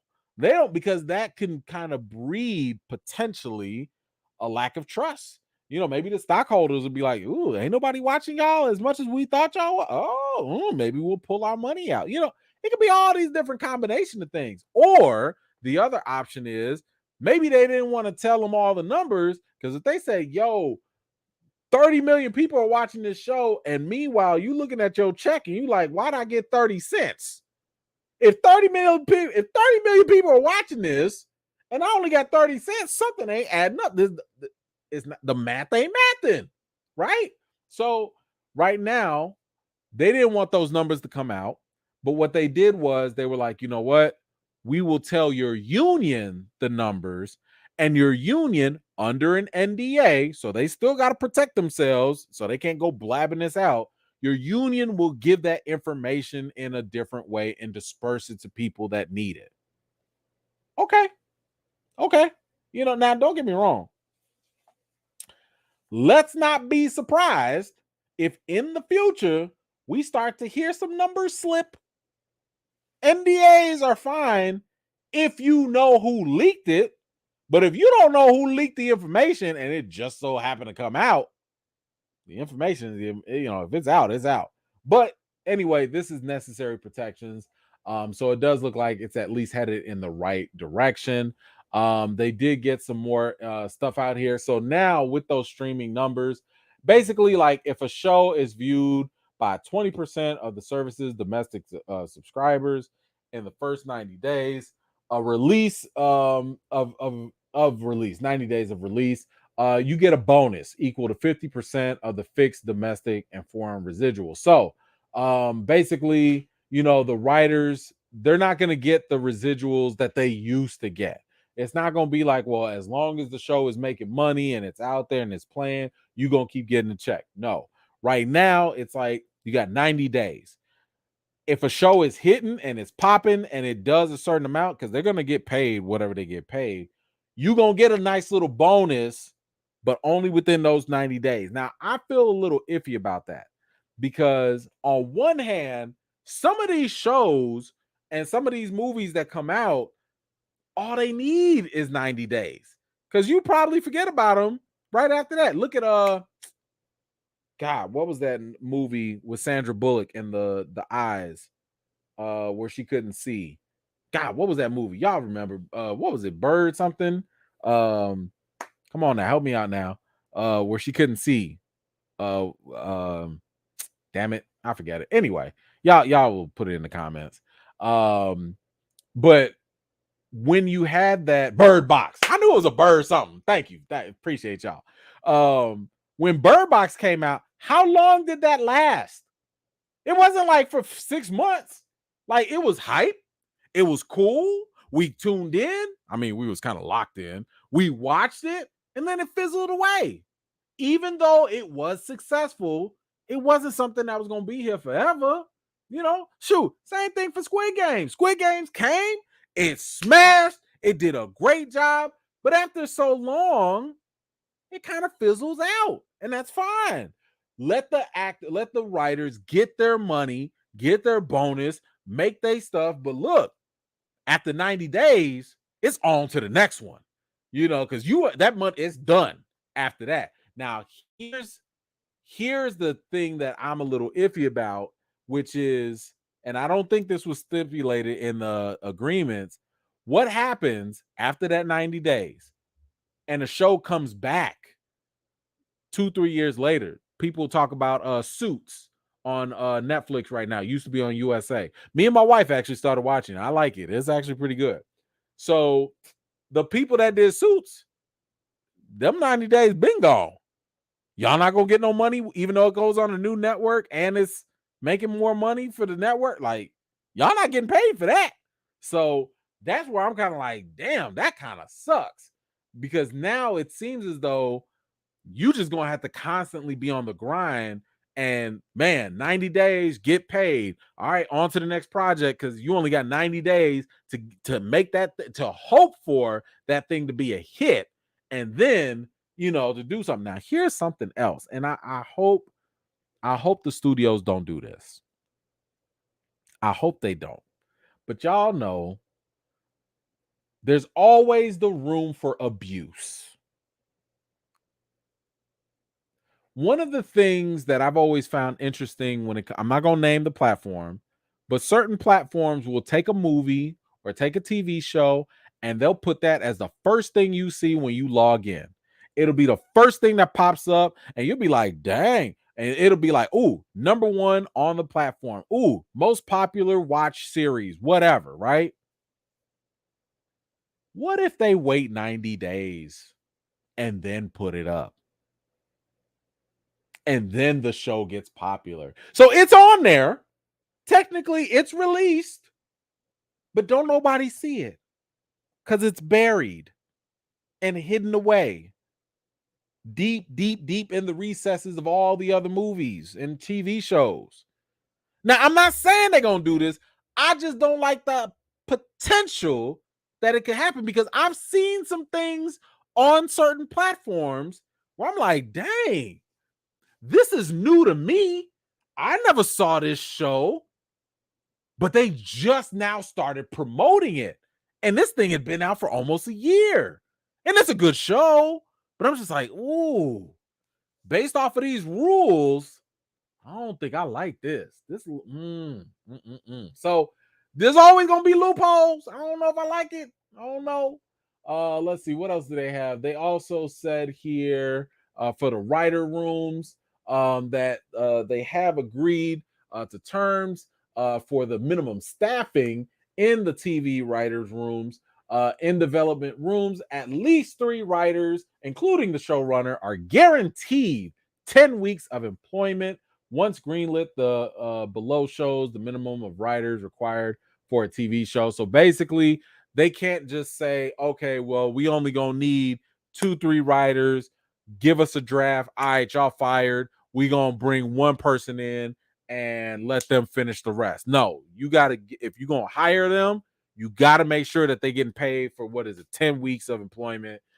Let them go through the whole thing. So at least they got that. So listen, I don't think that the writers got everything that they wanted, and that's okay, right? Like that's what compromise is, right? Like, nobody in the studio was not going to get everything that they wanted. They wasn't going to be able to abuse the AI and all this other stuff the way that it was proposed and reported. So I think that this is exactly what we needed. This is what we wanted. We wanted both sides to come together to basically come to some sort of agreement, which they did. And listen, I think that we're better for it. So I'm happy for the writers. I'm glad that they were able to do this. This definitely gives me a positive feeling for the actor strike, which we will talk about. And yeah, this is a good start. But anyway, what do y'all think about the writer's strike finally coming to an end? What do y'all think about the fact that now some projects are finally gonna be able to move forward too, right? What do y'all think about this? What do you think about the terms they agreed on? Whatever you think, let me know in the comments down below. Anthony, what you got? You thought I wouldn't notice you ignoring Falcon and Winter Soldier. Let the Mackie hate flow through you. I didn't care for Falcon and Winter Soldier. I'm not listen, and it wasn't. Listen, if you go back to the videos, what was I saying? I said they needed to give us more Mackie. You got to give us more Sam. Look, y'all keep acting like I hate Mackie. I'm telling y'all, I support the brother. I support him. I just happen to call him out. I ain't gonna explain myself to y'all. Y'all don't listen to me. Y'all don't care about the truth. I keep telling y'all, and y'all don't care about the truth. Y'all just want to come here and just trigger me. That's all. That's all y'all want to do. Okay. Listen, I did not care for the show, but I one thing I will be consistent of, and I'm consistent with this in Captain America 4 as well. Give us more Sam. Give Sam the opportunity to shine the same way you've done for all the other heroes. Okay? Don't sit here and crowd them up with all these other shiny characters and Hulk this and Hulk that, and everybody forget about Sam. Let that character build up the same way if it was Chris Evans in that role. So I'm on record saying that. I'm on record. All right. Thank you, Anthony. I appreciate you. Let's see. Reagan, what you got? Congrats to the WGA. Solidarity to workers everywhere. We need more worker organization in the country to fight back against corporate greed. Totally agree with you on that. I am not against capitalism, but I am against when it goes to the point of when it goes too far, when it does get to the point where we're not even thinking about the workers and we're only thinking about making money. Corporate greed and capitalistic greed it can become a problem, So yeah, I'm totally with you on that. And shout out to the writers for sure. Let's see. Hold on. Did I get? Okay, no. Got that. Okay. Who else we got? Oh, Jesus, thank you so much. Appreciate you. Thank you so much for the contribution. Definitely appreciate it. Let's see. Anthony, what you said? I think the judge also saying that they can't copyright scripts written by AI. AI also help. Yes. You do have that. Who is it? It's George R.R. Martin and some other authors that are out there, and they got a whole lawsuit, class action suit, I believe, against AI and stuff. So it's all out there, and that's something that I thought that it was in the studio's best interest to just get on that side anyway, because it's probably going to become illegal, if not already. It's probably going to violate copyright laws and stuff. So you might as well put that into the agreement so that way you're not going to get extra sued, like outside and in the court of law. So yeah, I think I agree with that wholeheartedly. Let's see. Who said what? If I truly support Mackie, watch the entire no. That no.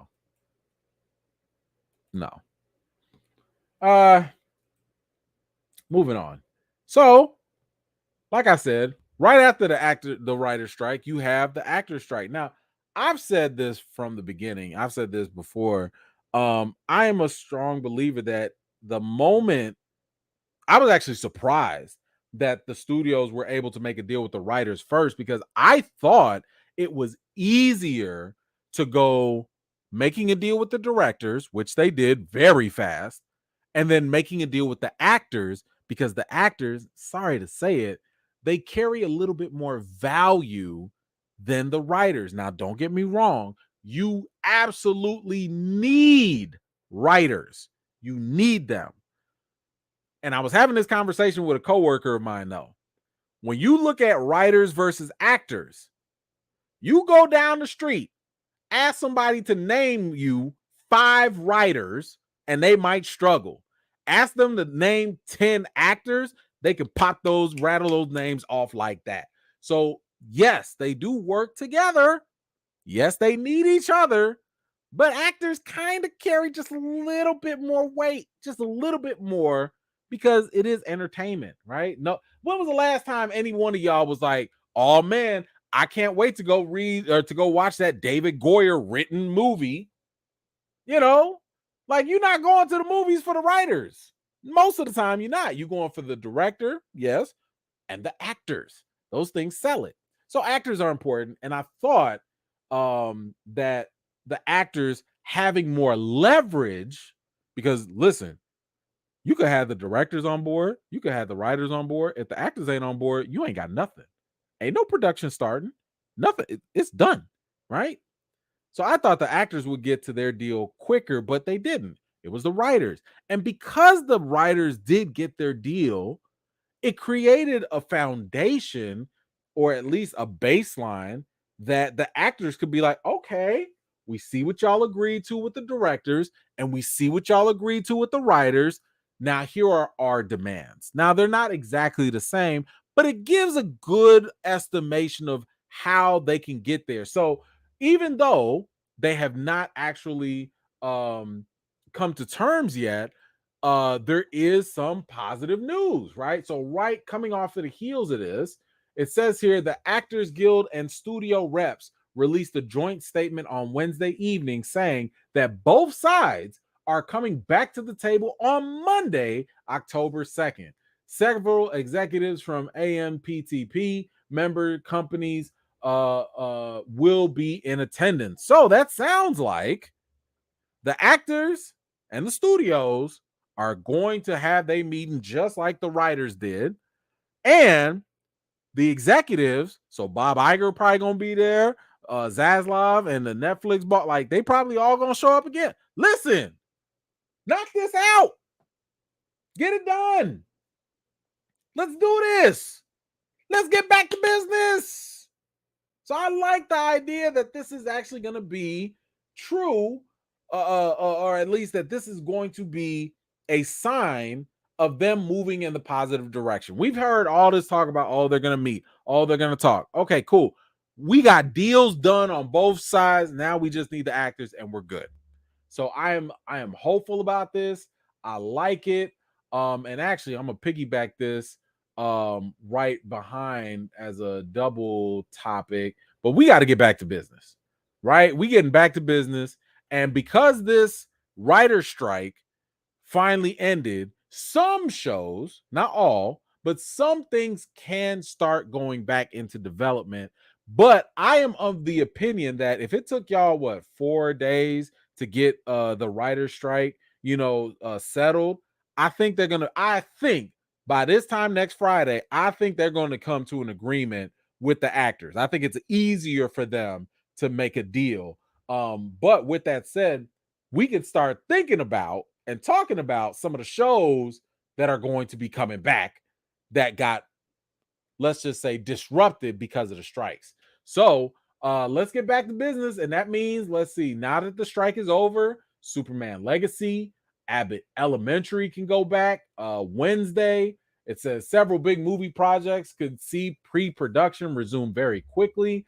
That includes Star Trek, Tom Clancy's Rainbow Six, the Batman, Robert Pattinson, the Batman sequel can get back into production. Minecraft, what? Minecraft is a movie? Okay, Minecraft could come back as soon as SAG-AFTRA's work stoppage ends.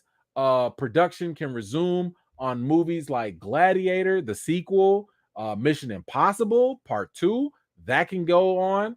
Beetlejuice 2, Clint Eastwood's Jury Number 2, finally Deadpool 3. All that stuff could happen. Let's see what else. House of the Dragon.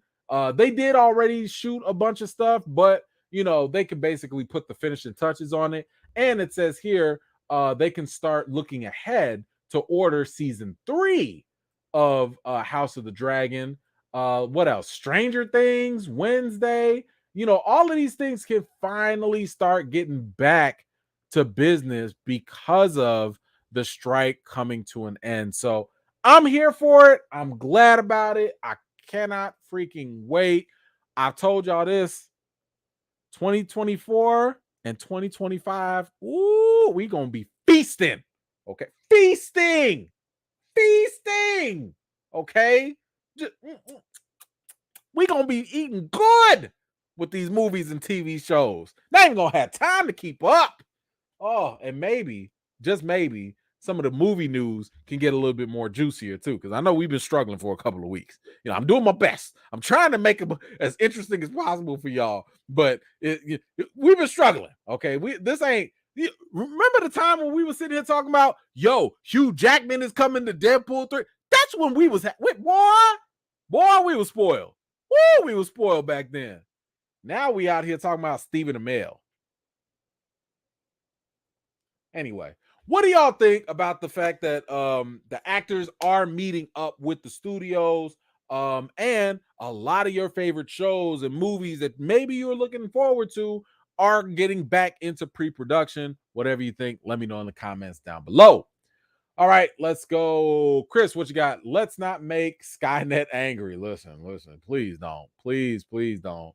Not trying to get on Skynet's bad note at all. Thank you so much. Nisi, what you got? Hi, E-Man, off topic, but I'm afraid you might be right about the Changeling. Oh, it's kind of falling apart for me. What episode are y'all on now with Changeling? I mean, I already saw the series, so I don't know. Changeling episodes release date. What episode is it on right now? 4. What is it? Anybody watching it right now? I don't know where. Let's see. Oh, you're on 6. Oh, 6 just came out. Listen, I've been meaning to take that little replay clip, and I think I'm still gonna post that for y'all, for the people that missed it. Episode 7. I told y'all that's where I struggled. Episode 7, where I was like, what is going on? What is happening? What is it? I don't even know why did I need to watch this? So listen, DC, come on back next week. Let me know. Changeling, for those of y'all that don't know, that's the Lakeith Stanfield show on Apple TV. Not Nisi, maybe you could attest to this, maybe back me up on it. Didn't it kind of sort of feel like Lovecraft Country just a little bit? Like, it started off kind of like, oh, is this science fiction? Is it supernatural? Is it this? And then it just started getting very weird, and not in a good way.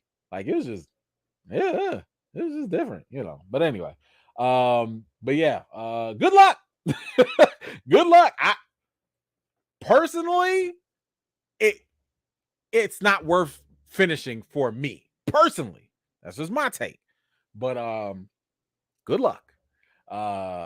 Thank you so much, Nisi. I appreciate you. MJ Sakpa, say, come on, not Boulay. Okay, come on now. You already know what it is. Thank you so much, man. I appreciate you. Oh yeah. Have you seen Gen V yet? Thoughts? So actually, yes. I am on episode 5. I think. I don't think I've got. So I have 6 episodes. And I haven't finished everything yet, but I think they dropped the first 3 right now. Listen, Gen V is right in line with the boys.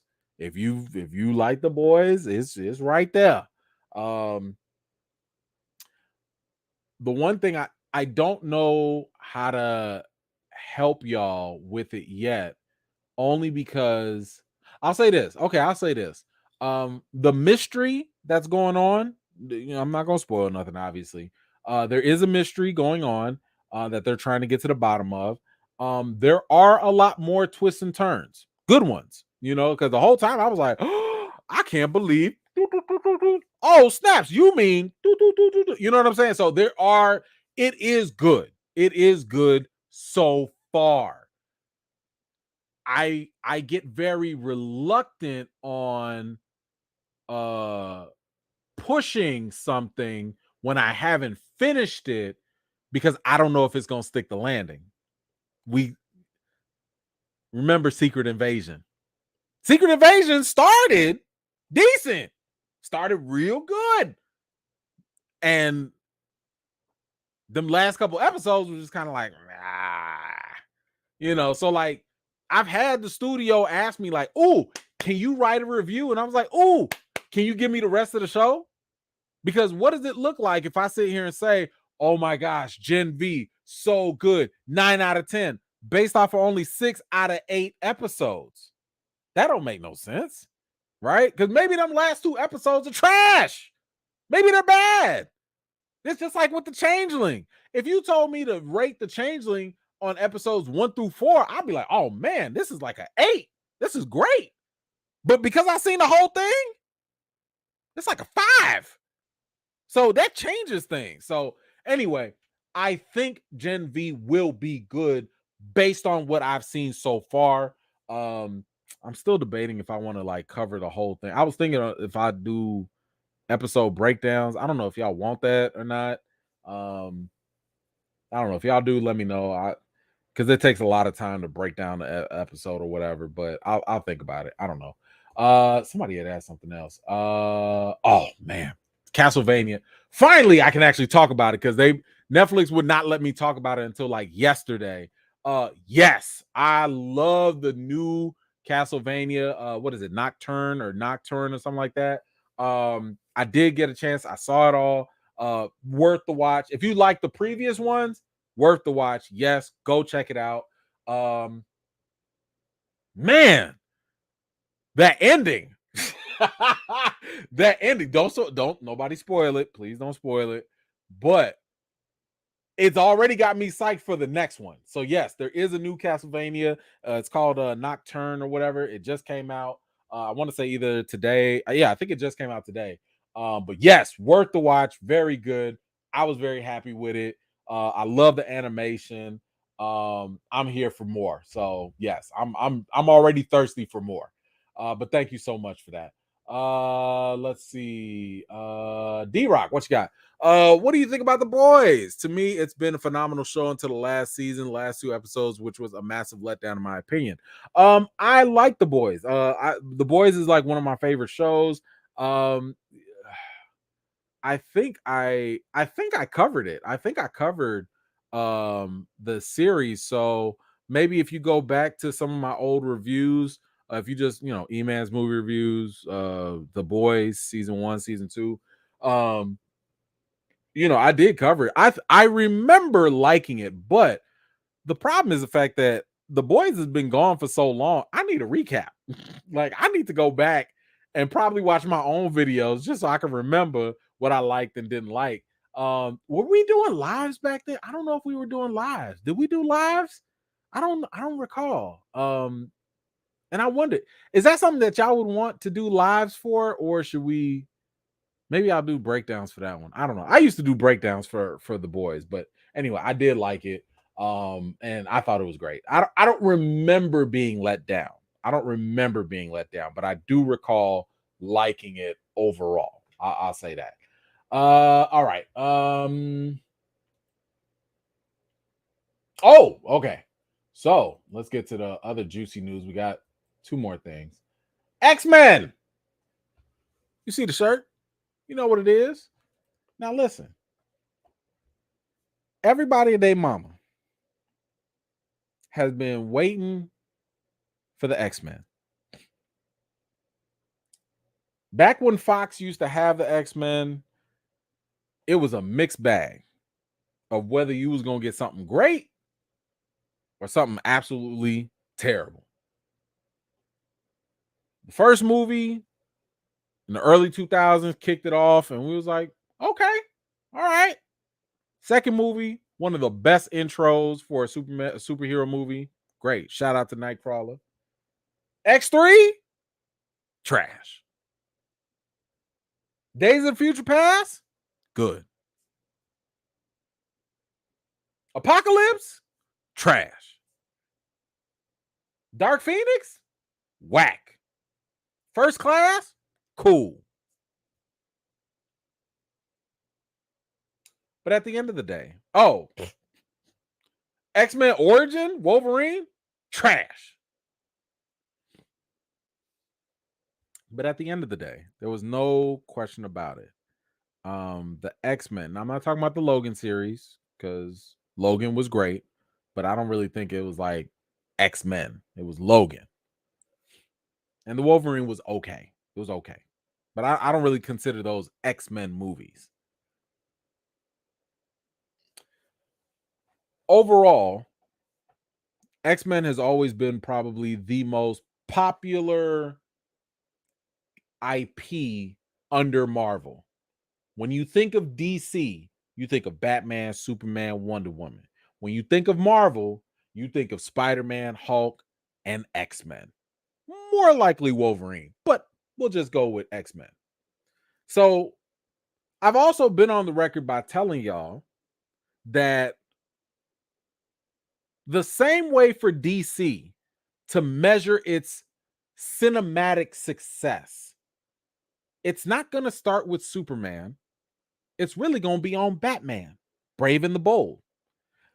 If James Gunn can't get Batman, Brave and the Bold to rock, the DCU is going to be in trouble because Batman has always been the most profitable character cinematically for WB. Dark Knight, shout out to the GOAT, Michael Keaton, And on the flip side, yes, Marvel has struggled with Phase 4. Yes, it has been a rocky road for a while now. But I've told y'all, Marvel's big Joker card is the X-Men. Okay? So, we see what Marvel can do with Spider-Man. They only drop billion-dollar movies, and that's great. But what they do with the X-Men is going to be the true test on whether Marvel can be going from iconic to legendary. Okay? Because right now, Marvel's iconic. They're historically iconic for what they've been doing, Marvel Studios. But if they can take the X-Men, and if they can make the X-Men bigger and better than what Fox tried to do, it's game over. Now you in legendary GOAT status, right? And that's why this news right here is one of the best pieces of the news that we could have gotten. Because I already told y'all, with this writer strike being gone and done with, we can get back to business. And Marvel Studios is getting back to business. Because apparently now Marvel Studios is eyeing meetings soon to hear writers' pitches for the coveted X-Men job. It says here, sources tell Deadline that Marvel will start setting writer meetings later this fall for pitches on its anticipated X-Men movie. Insiders add there is no rush to fill the job since the film hasn't been dated yet, and it's more than likely that writer decisions will be made at the top of 2024. Marvel ain't got no comment. Marvel, you ain't got to say nothing. Now, two things. They're going to find a writer in 2024. It's probably going to take whoever they select as a writer, it's probably going to take them a year to write a script, to get it together that they actually going to like. It's going to take a while, right? And once you get that done, so let's say y'all found somebody in 2024, they wrote a script, and that's if everything is right. Because here's the thing, the script could be garbage. The script might not work. The script might not translate. The pitch could be one thing, but the script could be another thing. That's another hurdle. So we could expect, maybe if everything goes right in 2025, maybe the script is okay. And if the script is okay, if the script passed the test, then in 2025, they're going to start shopping that script around to see what actors would be a good fit for casting. And when they do the casting and all that stuff, it's probably going to take another year, to actually find somebody. Again, scripts change, things change, a lot of things can change. So I'm giving y'all the best case scenario. 2026 might be the time after they find a director and an actor and they have a finished script. It's going to take maybe another 7-8 months to shoot it. And we probably, if everything goes perfectly, we probably won't be even thinking about an X-Men movie until 2027 or maybe 2028. Minimum. That's tight. That's super tight. Okay. But that's also, what is it? That will be phase 7, I want to say. So like phase 4, we're done with Wakanda Forever was phase 4's finisher. Now we're going into phase 5, and phase 6 is supposed to be all the Kang stuff or whatever. So this is going to be, if it's in 2026 or later, what is it? We have Kang Dynasty first, and then and keep in mind all these things already got pushed back, right? Because of the production delays and all that. So this is going to be after Secret Wars, right? So whatever happens in Secret Wars is obviously going to kick off whatever this X-Men movie is going to be.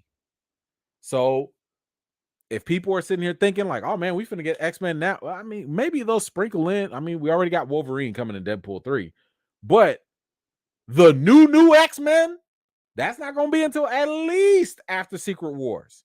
So I think that got pushed back to 2027. So 2028, maybe it might be the kickoff of phase 7. But listen, just imagine, this is what I'm talking about when I say we can't sit here and act like Marvel's done. Marvel's finished. Y'all, we got another 5 years for them to use their big Joker card, their ace in the hole, to see whether or not they're going to blow us away. Because I can tell y'all right now, and y'all could prove, tell me if I'm wrong. Tell me if I'm wrong. If a Marvel Studios trailer drops today, if Kevin Feige comes out today and says, we found our X-Men, where the movie is coming out in 2028, tell me y'all not finna sit here and buy the next ticket as soon as it drops. That movie, regardless of who's in it, it's an easy $1 billion just off of curiosity, just off of name brand sake. The X-Men movie, this movie right here, hold on, let's get back to it right here. Whatever this is, whatever this X-Men job is, this is a $1 billion movie in the works. It could be bad. I don't know. I'm just saying, because of the property, because of Marvel's legacy, because of probably all the things that are going to build up to it, that movie, at minimum, is going to be a $1 billion movie. So, this is a big deal because this is Marvel's ultimate test. Can they get this right? Don't go out here playing no Ant-Man 3 games with us now. Don't be getting no Rick and Morty writers and some goofy people to come. Y'all better get this right. Boy, Marvel, don't play with us now. Don't play. This is your most important movie of your entire franchise. So, I don't know about y'all, but I'm excited. I'm excited about this news because now at least it's going to happen. I just pray I'm going to still be alive. I pray, listen, I'll be so bad if I'm in heaven and I'm looking down and I'm like, dang, man, who y'all got as Wolverine now? Dang, what did Cyclops do? Hold on, what happened? But y'all let me know. What do you think about this news that at least now, finally, we got just a little bit of inkling of news that an X-Men movie is going to happen? What do y'all think? Please let me know in the comments down below. All right. MJ, what you got? New Mutants. It it it had some problems. It was not good. The most that was decent about it was probably Magic. Like those little scenes with her was okay, but ah, ah, it struggled. It had a lot of problems. Yeah. Nelson, what you say here? Kang versus Shi'ar Empire. I'm sorry. I go with whoever controls time and who's conquered timelines, not planets, not galaxies, not universes, like timelines. Timelines. Like every timeline probably has a Shi'ar Empire in it. I'm gonna go with the conqueror of timelines. I'm gonna go with that. I'm gonna go with that. Let's see. D-Rock, what you got? All I know is Storm needs to be dark skinned, beautiful, statuesque black woman. Cyclops needs more shine, and Wolverine shouldn't be the main focus when there are so many other great characters. Not gonna disagree with any of that. Yeah, totally with you on all of that. I'm still on record by saying that I still wish, even if it's for just a cameo, I'm not saying she got to be the main one. I would love to see Angela Bassett as Storm, even if it's just for like 5 minutes on screen, just 2 minutes, whatever. Just help me. Help me. I would love to see that. And yes, she should be represented by a dark-skinned woman, because it never really made much sense that they went with Halle Berry, because they did that for the monetary star power rather than staying truer to the character. So yes, that was kind of the issue. I don't really care about Cyclops, to be honest with you. I'm not a huge Cyclops fan like that. So if they want to give him shine, that's fine. I don't really care. I do agree with the Wolverine thing, but that's tricky. Wolverine is tricky because while it is true that you don't want to make him the main focus, because he never really was the main focus. Like Wolverine was a side character that ended up getting popular. And I've always been on the side of telling folks sometimes more is not better, right? Sometimes you fall in love with a character because you got them in small doses. So when we were getting Wolverine in small doses, that was great. And that's why he needed to like kind of stay on the sidelines so we could like keep that energy going, right? Like have y'all ever ate like a appetizer and like you ate the appetizer like it was a main dish? Like and now it's just it don't make sense. Like y'all ever had a dinner full of egg rolls? Like I love me some egg rolls now. Don't get me wrong, give me the egg rolls. But I ain't trying to have an egg roll dinner. Like I want You better pass me my jumbo shrimp fried rice with a little bit of put a little hot sauce, put a little hot in that too. I like that little kick. What was I talking about? I'm hungry. I'm sorry. Anyway, Wolverine. Oh yeah, Wolverine. Sorry. I just forgot about that. But no, you don't want to make him the franchise because the thing is, it compromises the story, and sometimes it compromises the character as well. I remember there was an animated series, Wolverine and the X-Men, and it was like trying to put Wolverine as if he was. They basically gave Wolverine Cyclops's job. And Cyclops was kind of like the guy with the attitude and all this stuff. And I was like, what? What? Y'all trying to make Cyclops a badass? What? No. What? Wolverine, the responsible one? Get out of here. Miss me with all of that. No. So anyway, yes, it can be problematic. And I mean, I think this is where you're gonna have issues kind of like with some of the other movies where they took characters that had no business being the franchise or being up front because they looked at the actor or actress and it compromised everything else. Jennifer Lawrence was no reason ever on any planet should Mystique be the main focus of an X-Men movie. Are you kidding me? Mystique? Now, I like Mystique as a side antagonist, not really a villain, but just as a side antagonist. But as the main person, and then you make her the leader of the X-Men? Are you serious? Are you kidding? Is it like, are the comics a joke to you? Mystique? And Jennifer Lawrence was not even that good. Shout out to Rebecca Romaine because she was killing it as Mystique. Okay, she did her job. Okay, she did her job. I don't know what Mystique was kind of. Listen, Jennifer Lawrence was kind of weird to look at with her makeup. I could look at Rebecca Romaine. She was decent looking. I was like, okay, hey, shout out to the makeup crew. But Jennifer Lawrence, she was looking weird. Was that just me? I don't know if it was just me. I was just kind of like, hey man, come on, get off the screen. Like, yo, just come on, go to the next person. Go to the next mutant. You know what I'm saying? Bring Nightcrawler back. I'd rather look at Nightcrawler than look at Mystique. Anyway, I'm getting sidetracked and I want some egg rolls now. Sorry about that. Thank you, D-Rock. I got so sidetracked. Y'all be getting me off track. What we got? Metreon, what you got? Do you think when the X-Men kicks off Avengers, when do you think? Oh, listen. First of all, I've told y'all that X-Men versus Avengers is going to be the very first $3 billion movie that could be made. Okay. But if it is true, from what I'm talking about anyway, that we probably won't get our first X-Men movie until 2028, I don't know, 2030, 2032, 2033.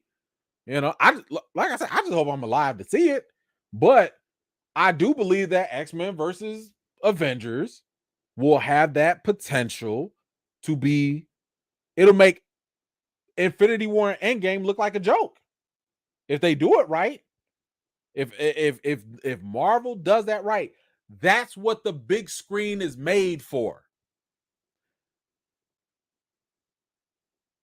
X-Men versus Avengers should be what Batman v Superman should have been. Batman v Superman should have been a $2 billion movie. At least $1 billion movie. And it didn't hit that. X-Men versus Avengers, given the reputation Avengers movies have built up to now, and this is hopefully Kang Dynasty and hopefully Secret Wars don't suck. But if they keep that momentum and you keep the hype of X-Men, and if that first X-Men movie is great, oh my God, yes, we are going to have a $3 billion movie and it's going to be ridiculous. So, but anyway, I would guess at minimum 2030, at minimum. And that's being very, very generous, very generous. Jetta, what you got? We need that BP and Storm wedding. Absolutely. No question about it. Give me that black love on screen. That's not toxic. That's uplifting. Absolutely we need that. Who will be bigger than Kang after Secret Wars? Dr. Doom. Dr. Doom. That's it. Now I think Marvel is gonna try and push Galactus. I hate Galactus. Like I can't even front. I hate Galactus. He is one of the stupidest characters I've ever seen in comics. I eat planets. Shut up. How do you fight that? What do? You just pull out the little nullifier gun, pew pew, and get rid of. Shut up. I hate Galactus. I like Silver Surfer. I like him, but I hate him. But no, Dr. Doom is going to be the next. That's the next echelon. That's the next step right there. And like I said, since Marvel has not played with their A-team yet, you still got Magneto and you got Apocalypse that you can use. Come on now. You still got Sinister. Now Sinister would be a smaller one, but no, you got plenty. You got plenty to work with. But I would think the next biggest, baddest would be Doom. That'd be my guess. Thank you for that, Nelson. I appreciate you. Let's see. MJ, what you got? What is your take on the MCU soft reboot after Avengers Secret Wars? Would we possibly get a new King T'Challa Black Panther, maybe for Black Panther 3, where Shuri yields the mantle to her nephew? Listen, anything is possible. because it really depends on what direction they take. So if they go off of the comics, and I hate to really spoil it, but you know, Secret Wars from the comics gave Marvel a fresh start. Now, they don't do hard reboots, so like you mentioned, it was a soft reboot, but it literally gave them the ability to just do anything. So, if they wanted to recreate a completely new universe, they could. Like, that's how big Secret Wars can be. Secret Wars can literally give you a new timeline that not only gives you new characters, but it gives you a new history, a new past, a new like everything can be changed. So to answer your question, maybe they don't even deal with the nephew because they're just T'Challa never died. They can literally, how many times have I said it? Marvel can do whatever they want. Marvel, there's nothing holding Marvel back from doing anything because it's fictional storytelling.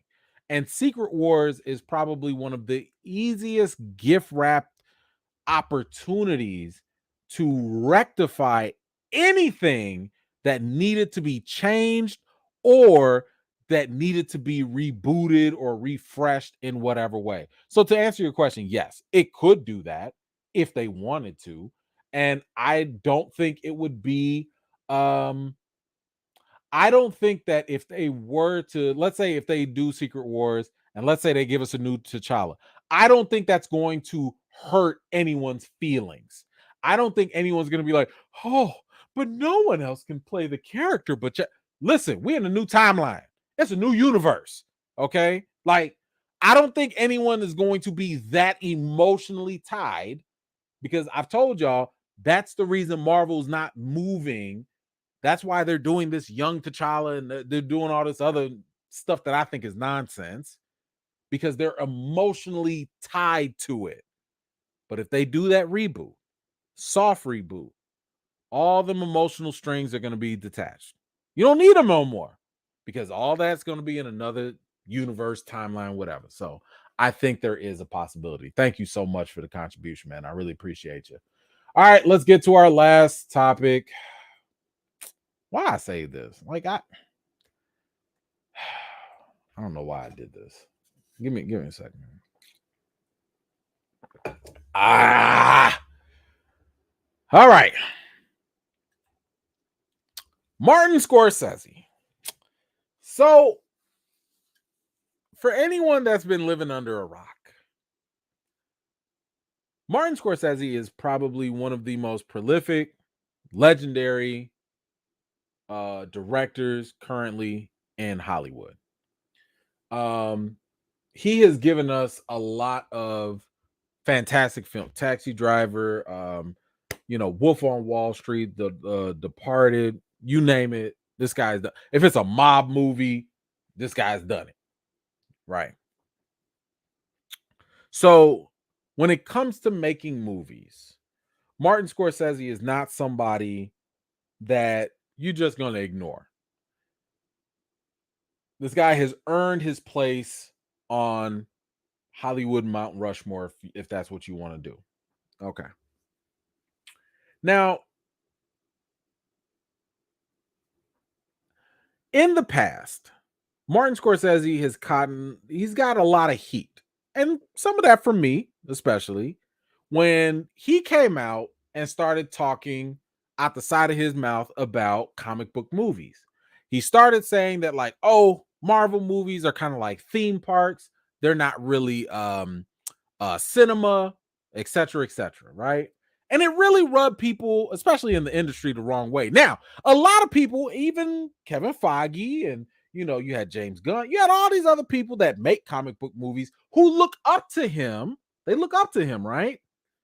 And you had these people that were kind of like tiptoeing a little bit because what do you do when the person you look up to, that you respect, that you revere, basically craps on the same thing that you're doing that he's doing? It's not a situation you want to be in, right? It's almost like if you were a basketball player and LeBron James said, the way you play basketball is trash. It's like, dang, LeBron, like I played like this because I looked up to you. You know what I'm saying? So anyway, he got a lot of flack for basically looking down on comic book movies and franchises as if it was a lower form of cinema, right? All right.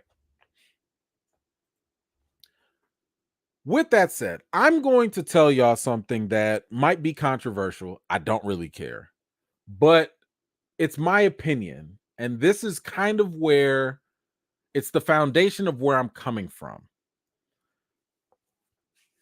I don't have a personal problem with Martin Scorsese.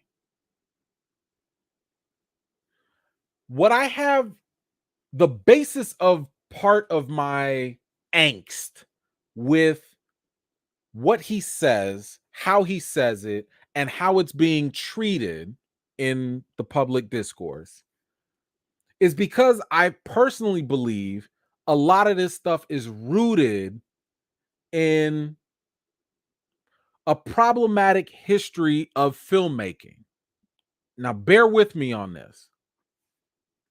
Martin Scorsese is 70 something plus years old, or I don't know, maybe even 80, which means that he is the byproduct of the film industry when the film industry was dominated by white men. What does that mean?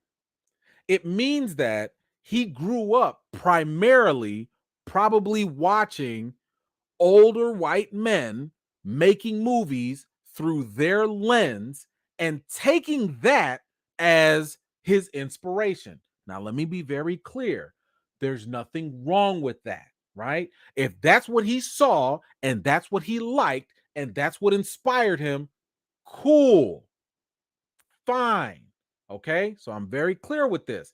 I don't have a problem with him liking what he likes. What I have an issue with is the fact that he has taken that very narrow lens of filmmaking and has adopted that as the standard. And keep in mind that women and other people of color were not around to contribute to what we know of filmmaking in those days. And it really is more of a modern thing. It's a modern thing now that we're actually getting new voices and new perspectives to contribute into the art form of filmmaking, and diversifying how we interpret film. He did not come from that. His vision did not come from that. Okay?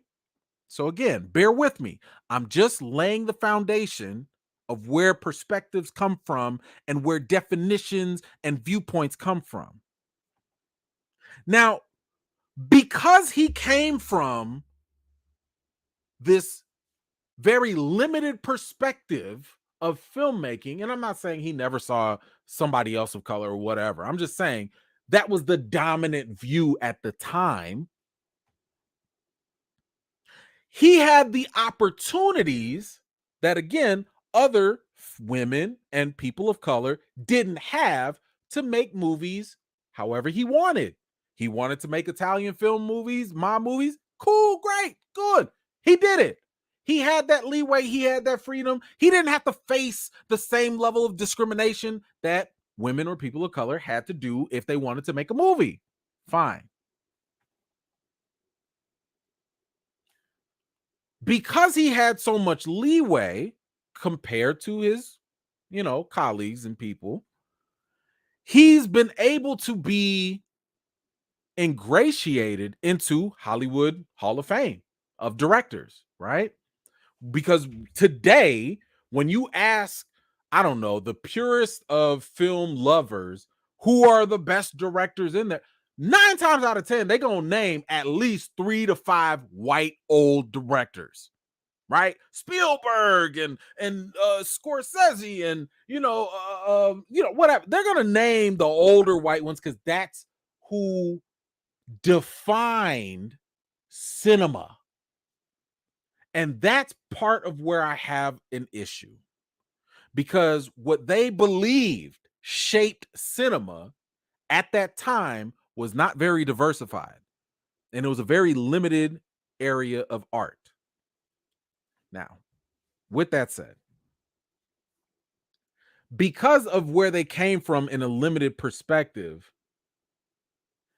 over time, they have been glorified. Not to say that their work was bad, but they've been glorified by film critics, film lovers, as, the GOATs, right? And here's the thing. Once again, I don't have a problem with the fact that they're going to like what they like. They're going to make the movies that they want to make. Got no problem with that. What I do have a problem with, and again, it's not personal, I have a problem with the reaction from critics or movie purists or whatever that act as though everything they say and do is law. Martin Scorsese can be one of the most prolific directors in the world, but he's not above reproach. And that is the part that I kind of have issue with, where when people even try to push back on what he says, we're not saying he's a terrible director. We're not saying he's crap. We're not even saying he shouldn't be listened to. I'm not even saying we should disrespect the man. I'm just saying what he says is not film law. And that's okay. It doesn't take anything away from what he's accomplished and what he's done to merely say, hey, man, you might be wrong on certain things. Last time I checked, he's still human, right? Last time I checked. So, with that said, this is why I'm as a black film critic, I have issues when somebody coming from the old guard has the audacity to try to gatekeep what is cinema.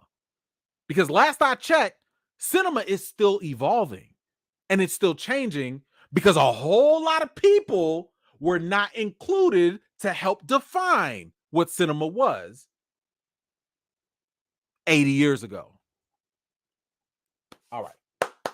Now, let's get into what this man has said. He said a lot.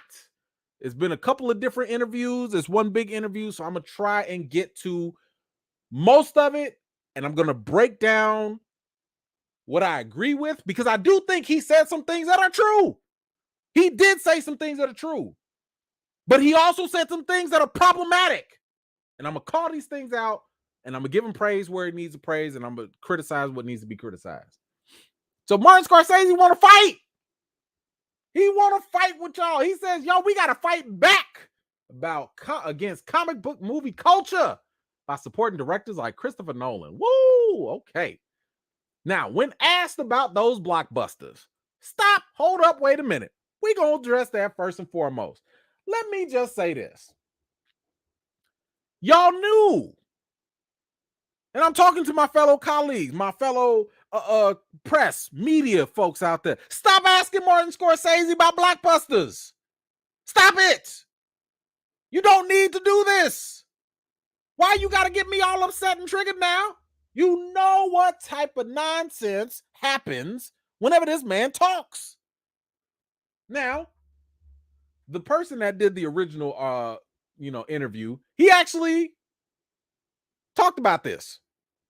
So I do want to bring it up because he did mention it in the interview. So let's read it real quick. He said, here I suggested to Scorsese that the movie theaters could show only blockbuster films that Hollywood actually made, and therein might lie the problem. I feel bad about having done this, since Scorsese's skeptical comments about Marvel and comic book films in the past have attracted a lot of vitriol, and here I am inviting more vitriol for Martin Scorsese. Please complain to me and not him. No problem. No problem. What's his name? Give it. What's his name? Zach Barron? You catching these too? Yes. Zach, stop asking him questions about comic book movies. We already know how the man feels. Again, he's entitled to his opinion, but you see his sensationalism and the vitriol, as you mentioned, what it breeds. Don't ask Martin Scorsese no more questions about blockbusters, franchises, IP. No, talk to him about his movie, and that's it. Leave it alone. Leave it alone.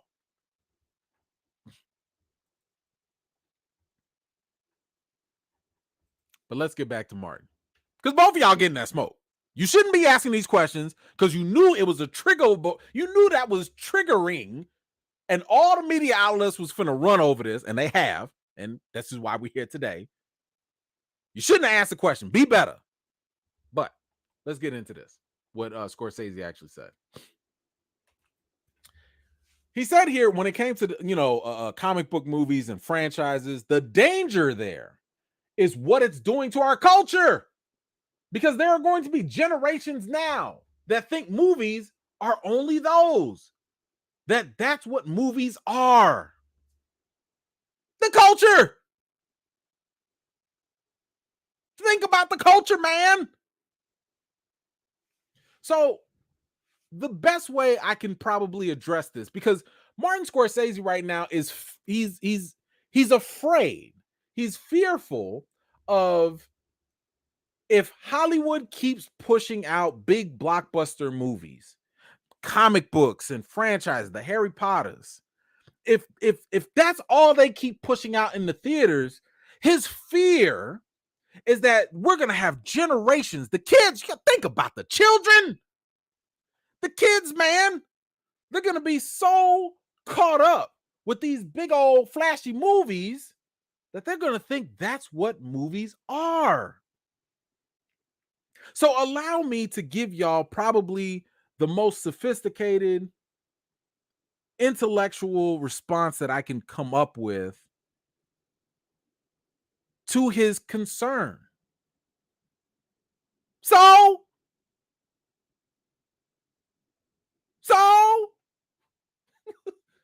what? So what? If kids grow up thinking that Infinity Endgame is the movie that they want to see or that they think is a great movie, so what? If kids grow up seeing Barbie and they're like, that's a movie, so what? Who cares? And the reason why I say this is because filmmaking is art. The same way you were inspired when you were a young boy going to the theater, paying 25 cents for some popcorn and a ticket and a bottle of Coke and all this other stuff. Well, they actually laced real Coke in the Coke back then. It was another story. Why can't other people be inspired in a different way? Why can't you allow? This is what I'm talking about with gatekeeping. So what if movies change from what you used to see and what you used to know? Is art supposed to stay confined to one form? Could y'all imagine, let's say, for my real artists out there, when you look at like the Italian Renaissance, you got the Da Vinci's, you got the Michelangelos, the Donatellos, you got the Raphaels, you got all of the Ninja Turtles out there, okay? Could y'all imagine if art stayed just like that? And if art never included African art, Latino art, female art? What if art just stayed white and Italian and it stayed back to the Renaissance period only? We'd never be able to get new things. And if that's what movies are starting to become, so be it. It's okay. Because you know what?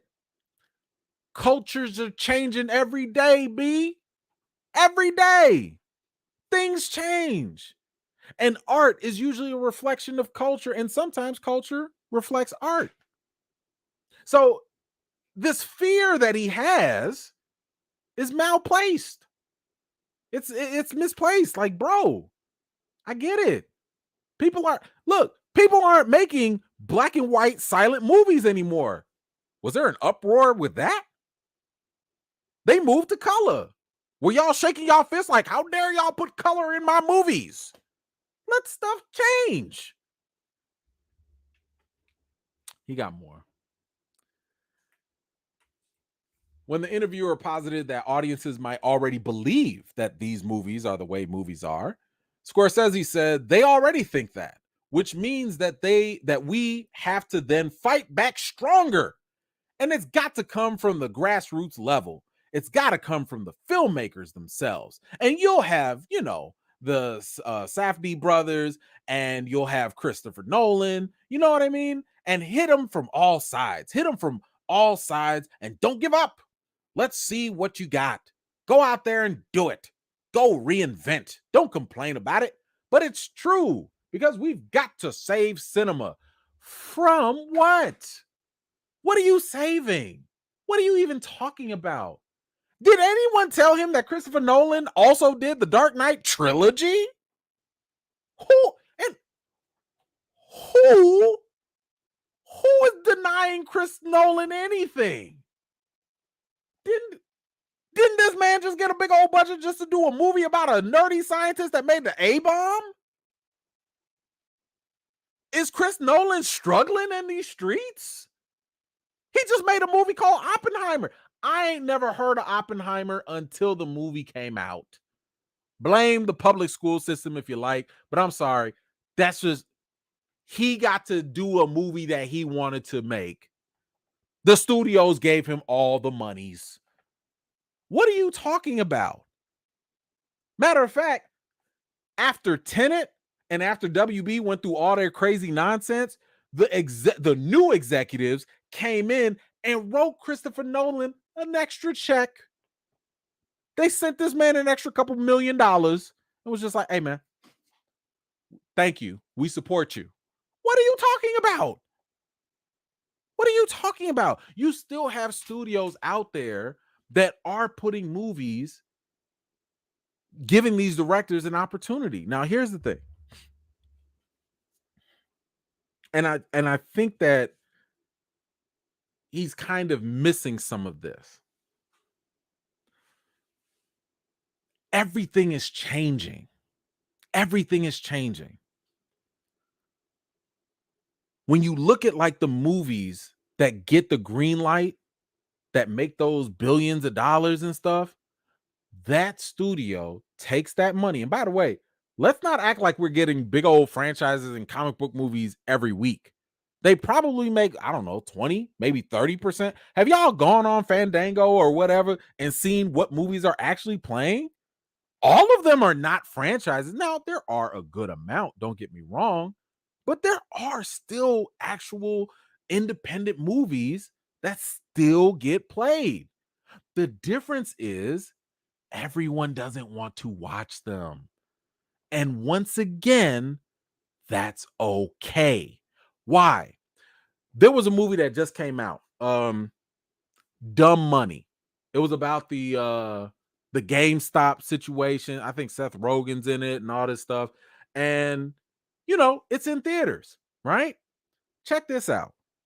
I actually got hit up by the studio asking me, hey, do you want to come and see this movie? Now, I'm not talking about the screening.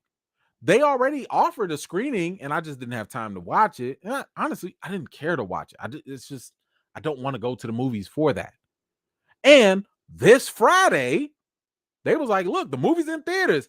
Can we give you and a guest a straight up pass to come and see this movie?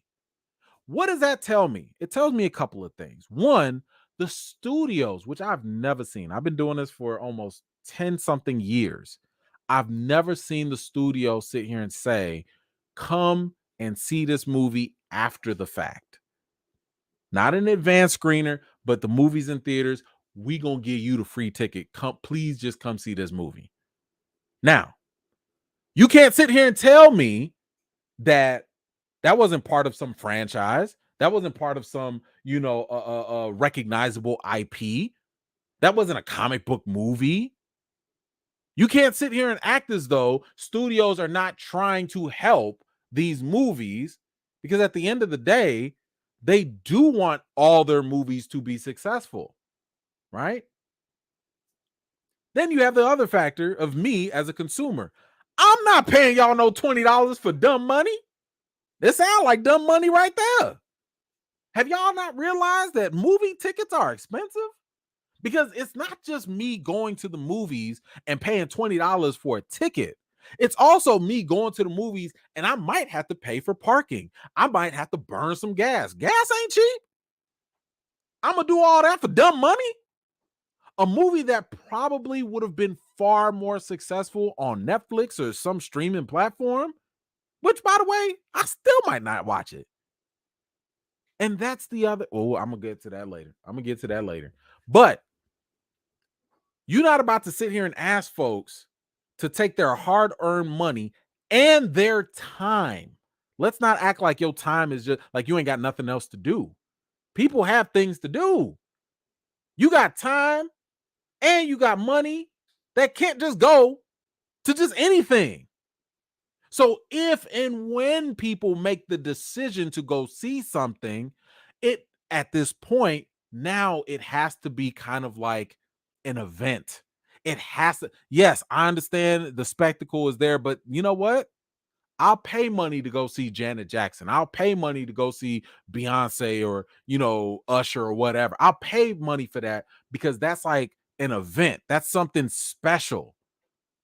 I'm not paying for dumb money. And I'm sorry to pick on dumb money. It's just what came to mind. But I'm not paying for that right now. I'm barely paying that for $5.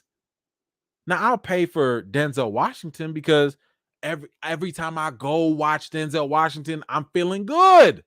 I'm feeling good. I don't know what I'm about to get with that. So you want me to go pay my money? First of all, Martin Scorsese, why don't you pay for me to go see these things? Okay, you do that because have we not talked about this? If theaters, because I noticed this is not something in his conversation. He wants to talk about the theaters need to support and the filmmakers, and we got to fight. Why don't you help fight and help us get lower ticket prices? Why don't you do that? Because there's already a study that's come out that said that if ticket prices are lower, people will go back to the theaters. Isn't that what you want?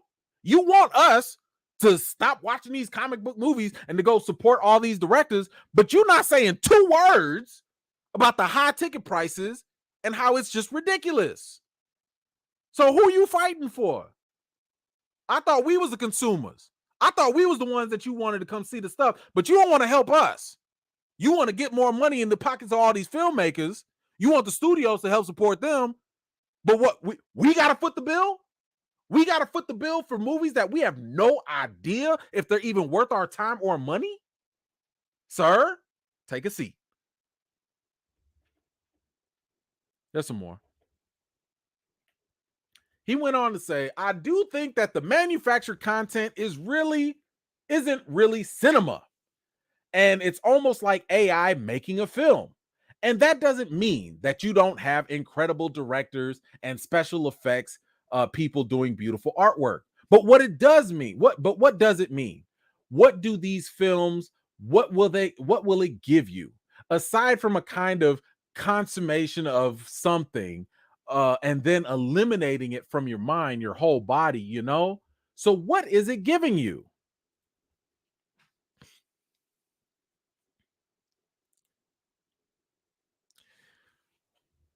One thing that I've told y'all when it comes to films and filmmaking, and I hope that y'all really take this, and always embody this.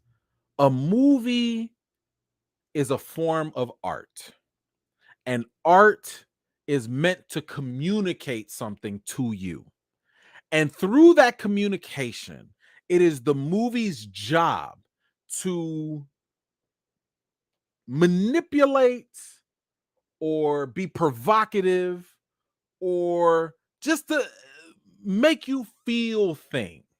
A comedy should make you laugh. A horror should make you scared. A drama should grab you. It should be emotionally gripping, right? An action film should, keep your eyeballs entertained. So my man Marty is sitting here saying that some of these things feel like AI is making the film, that it's manufactured content. Let me just say here, because I'm gonna give him a little credit. He's not terribly wrong, right? We've seen a lot of movies, whether they're action flicks, some of these comic book movies, they felt stale. Now, some people like to use the incorrect term and say comic book movie fatigue, but it's really just now y'all just formulaic. The same way romantic comedies are formulaic, the same way many horror movies are formulaic and they get boring. Nobody gets tired of them. They just get boring when we see the same formula. So he's right that some of these things can feel generic. Here's where I have an issue with him, though. You sat here and said that, like, it's the consummation of something and then eliminating it from your mind and your whole body. Okay, yeah, I did that with Shazam too. I watched Shazam too. I consumed it and I eliminated that from my body immediately. I couldn't tell you two things that happened in Shazam 2 that I care about. Did the same thing with Venom 2, did the same thing with Morbius. Oh yeah, consumed them in and out.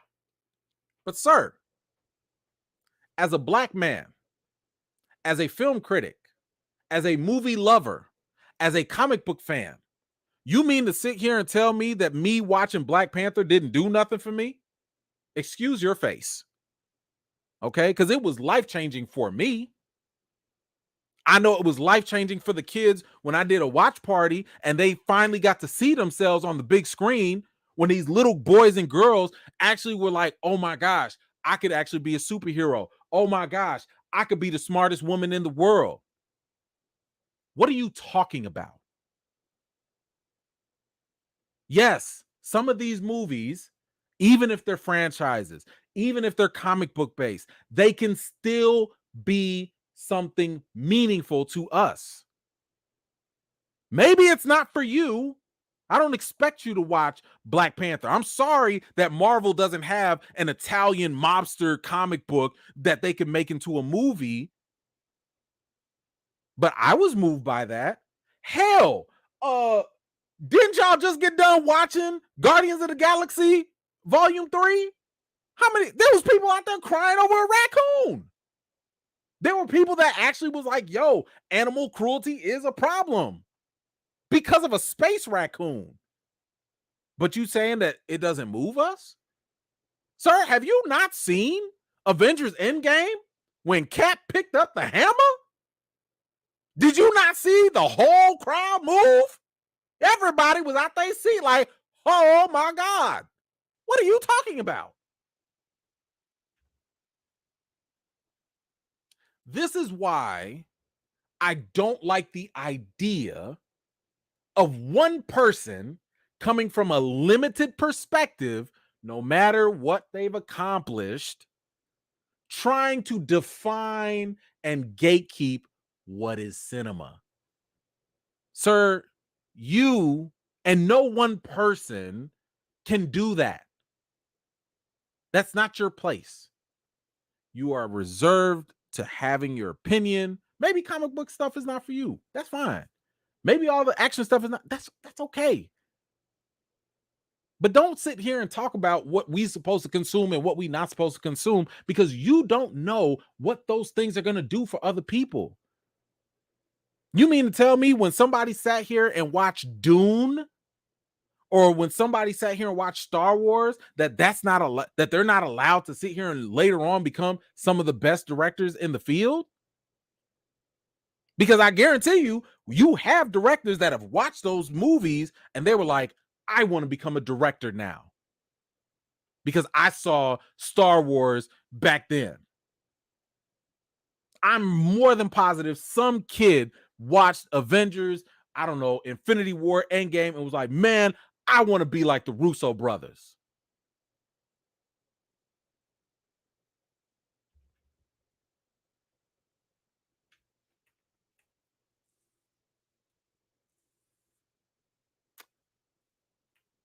Let me get some more of his quote here. Martin Scorsese says that indie film labels pigeonholes movies, and he doesn't like that title. He don't like that. He says, I think there are films for everyone. I would love to see a support from theaters, particularly, which would make it possible for people to want to come to a theater to see a film that isn't necessarily a blockbuster that needs a giant screen. Once again, you gonna help with them lowering of the ticket prices? Like, help me. Help me. But here's the other thing. Why are you acting like the industry has not changed? Nope. Let me get this. One more. Let me get this, and then I'll go into that. He says here, I'm glad that it's on a giant screen, but otherwise the theaters will only become for films that are action films. That's all I'm concerned about. He goes on to say, not everyone, back in my day, not everybody liked musicals. Not everybody liked Westerns. Not everybody liked gangster films or noirs. But at the time, we just went to the movies. And that's what was playing. And that is the crux of why he don't get it. Back in like the, 1900s or whatever, you had, what was it? Gone with the Wind.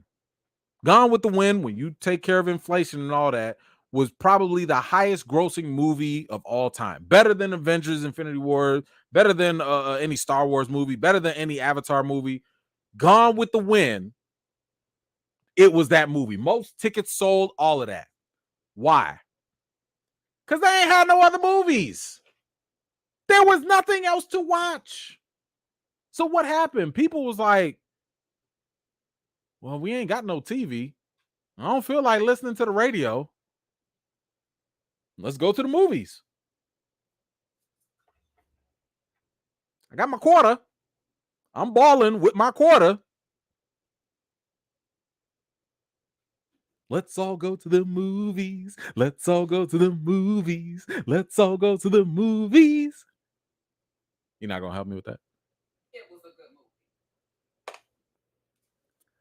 But when you got one movie playing and you ain't got no choice of options, you're going to go to the movies multiple times. So yes, if that's the only thing going and you want to take good old Sally out on a date, you're going to go to the show. And if that was the peak of entertainment at the time that you particularly liked, and you didn't have a lot of other options, if a musical was playing, well, I guess that's what we're going to watch. If a noir film was playing, well, I guess that's what we're going to watch. We don't have those issues today. Now, by the way, back then, inflation and the cost were a lot different than inflation and what we can afford today. Our wages have not been matching inflation for decades compared to back then. So movies were more affordable for people back then. But even with that said, we have more options now. We have things that we can stream. I'm sorry. If a musical comes out or if a romantic comedy or something, I don't have to go pay $20, $30 in the theaters to go see that. I'll wait for it to stream at home. So sorry, but everything does not need to be in the theaters because times have changed. We've gotten to the point where, once again, the industry has changed. Streaming is an option. Some movies are just better suited to watch at home versus trying to make it an event, and the money just don't match. It just does not match, okay, at all. I'm not about to sit here and say, hey, me and my friends, hey, let's all go watch this, scary movie and pay $80 when we could just watch it at my house for the Netflix that I'm subscribed to. Why would we do that? So anyway,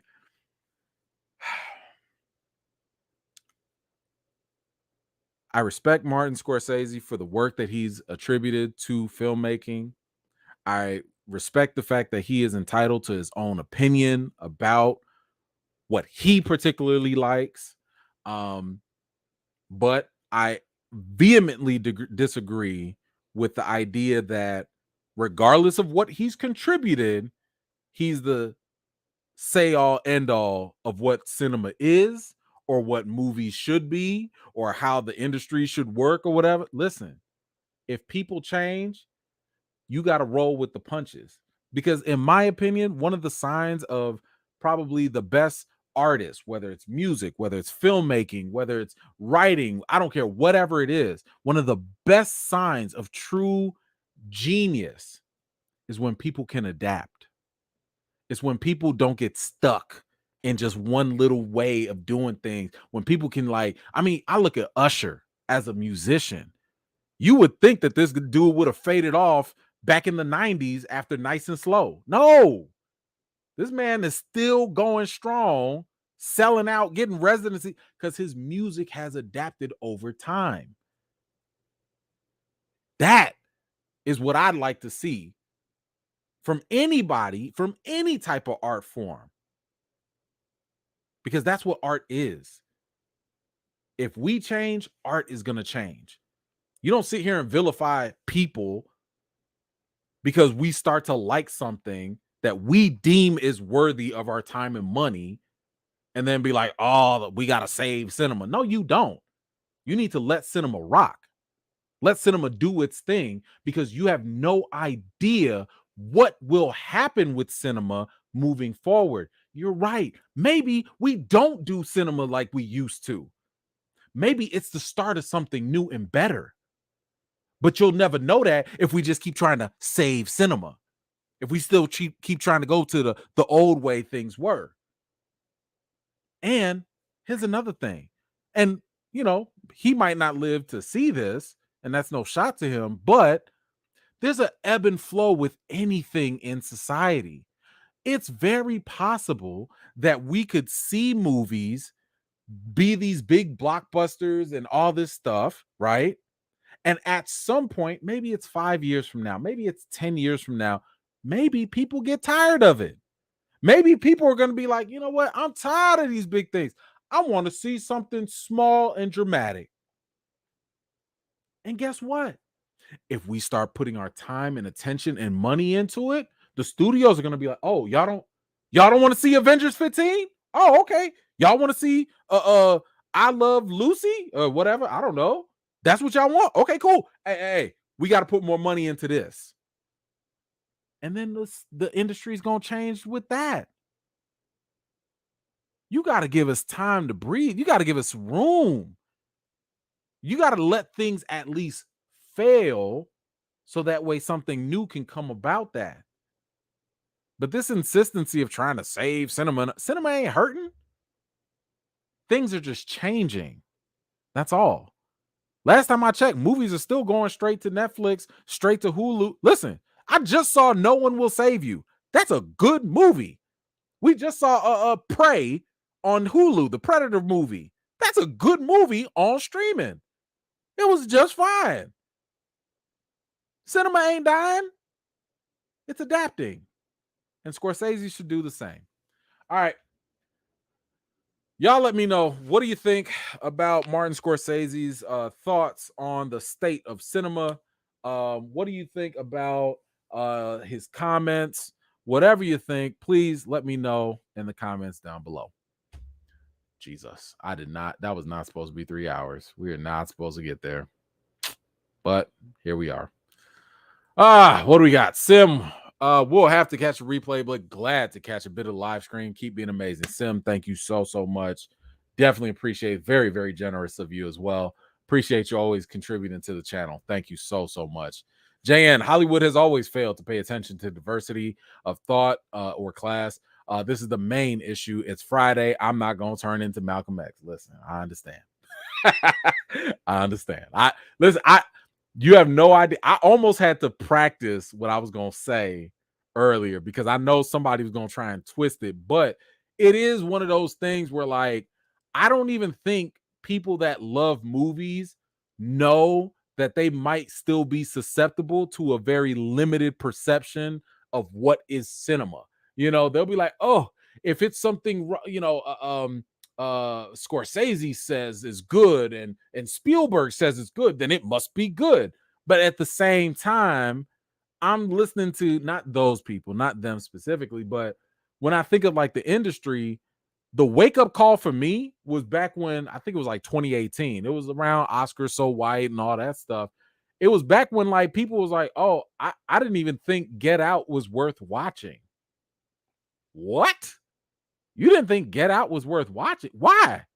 And that's when it really started to click that like, oh, if Scorsese or Spielberg or Christopher Nolan told you it was worth watching, then maybe you would. And I'm thinking like, well, why would y'all do that? Because y'all think that they know what is quality, but at the same time, where did they get their idea of quality? From an even more limited perspective. So it's kind of like, I can only take what you say with a grain of salt. I'm not going to disregard it, but I'm not going to take it as law. So yes, okay, we're gonna put the Malcolm aside. We're gonna put it aside. Larry, what you got? Thank you so much, by the way, y'all.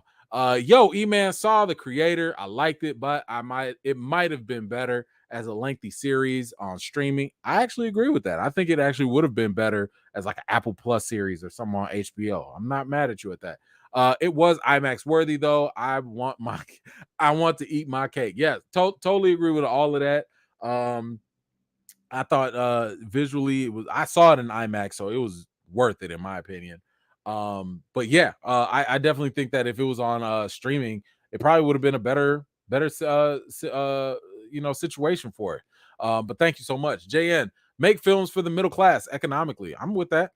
Now, don't get me wrong. I mean, and I don't know if I don't, maybe I didn't say this. I should have said it earlier, but when it comes to like these movies, and maybe Scorsese like forgets this, but like when it comes to these movies, these big franchises, they pay for the smaller movies too. These big movies that he's like trying to rail against or whatever that are not cinema, they pay for what you say is cinema. That's the business side of things. So you got to take the good with the bad. And like I said, these big movies are not dominating theaters. They are box office wise, but we're not going to the theater seeing like a Star Wars movie every day or every week. It's not like a Star Wars movie now and a Marvel movie and a DC movie. That's not what's happening. You probably get like 3 or 4 of those in a year, if that. And we only got an influx of them just because a lot of them got pushed over because of the pandemic. So yeah, that ridiculous. Thank you, JN. I appreciate you. Tati, thank you so much. Hi, E-Man. The Joker won the Golden Lion at the Venice Film Festival. Facts. One of the 3 greats, the 3 most important festivals of artistic cinema. Yeah, I mean, and I like the Joker. I mean, some people didn't like it. I actually really liked it. But yeah, I mean, to me, that's just that the Joker. Oh, and here's the thing: the Joker pretty much looked at other movies as inspiration. You know what I'm saying? So like, of course, that was cinema, but it had like comic book characters in there. So yeah, listen, that's what I'm talking about in terms of let these movies do what they do because you never know what they'll try to do. The next Joker, the sequel, supposedly it's gonna be almost like a musical. What? A musical? And it sounds kind of preposterous, but it might actually be good. I don't know. We'll see. But anyway, thank you, Tati, for bringing that to folks' attention. Anthony, what you got? Denzel has a movie at the start of the month, and his son has one at the end. I'm doing a double feature tomorrow. Which one should I see first? I enjoyed Equalizer movies and OG show. That's a good question. So, Creator versus Equalizer 3. I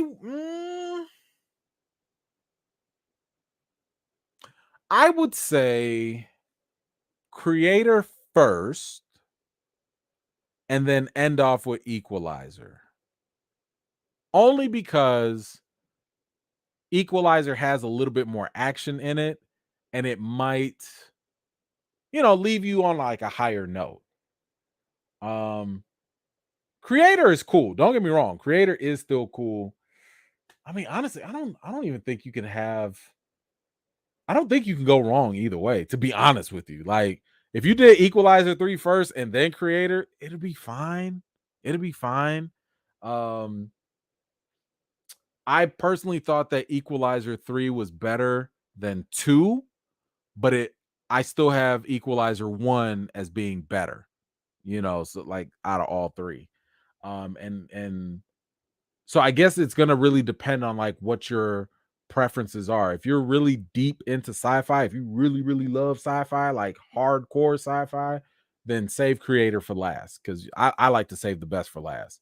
But I don't know. Y'all maybe could weigh in on this. If anybody has seen it already, both movies, go ahead and help Anthony out.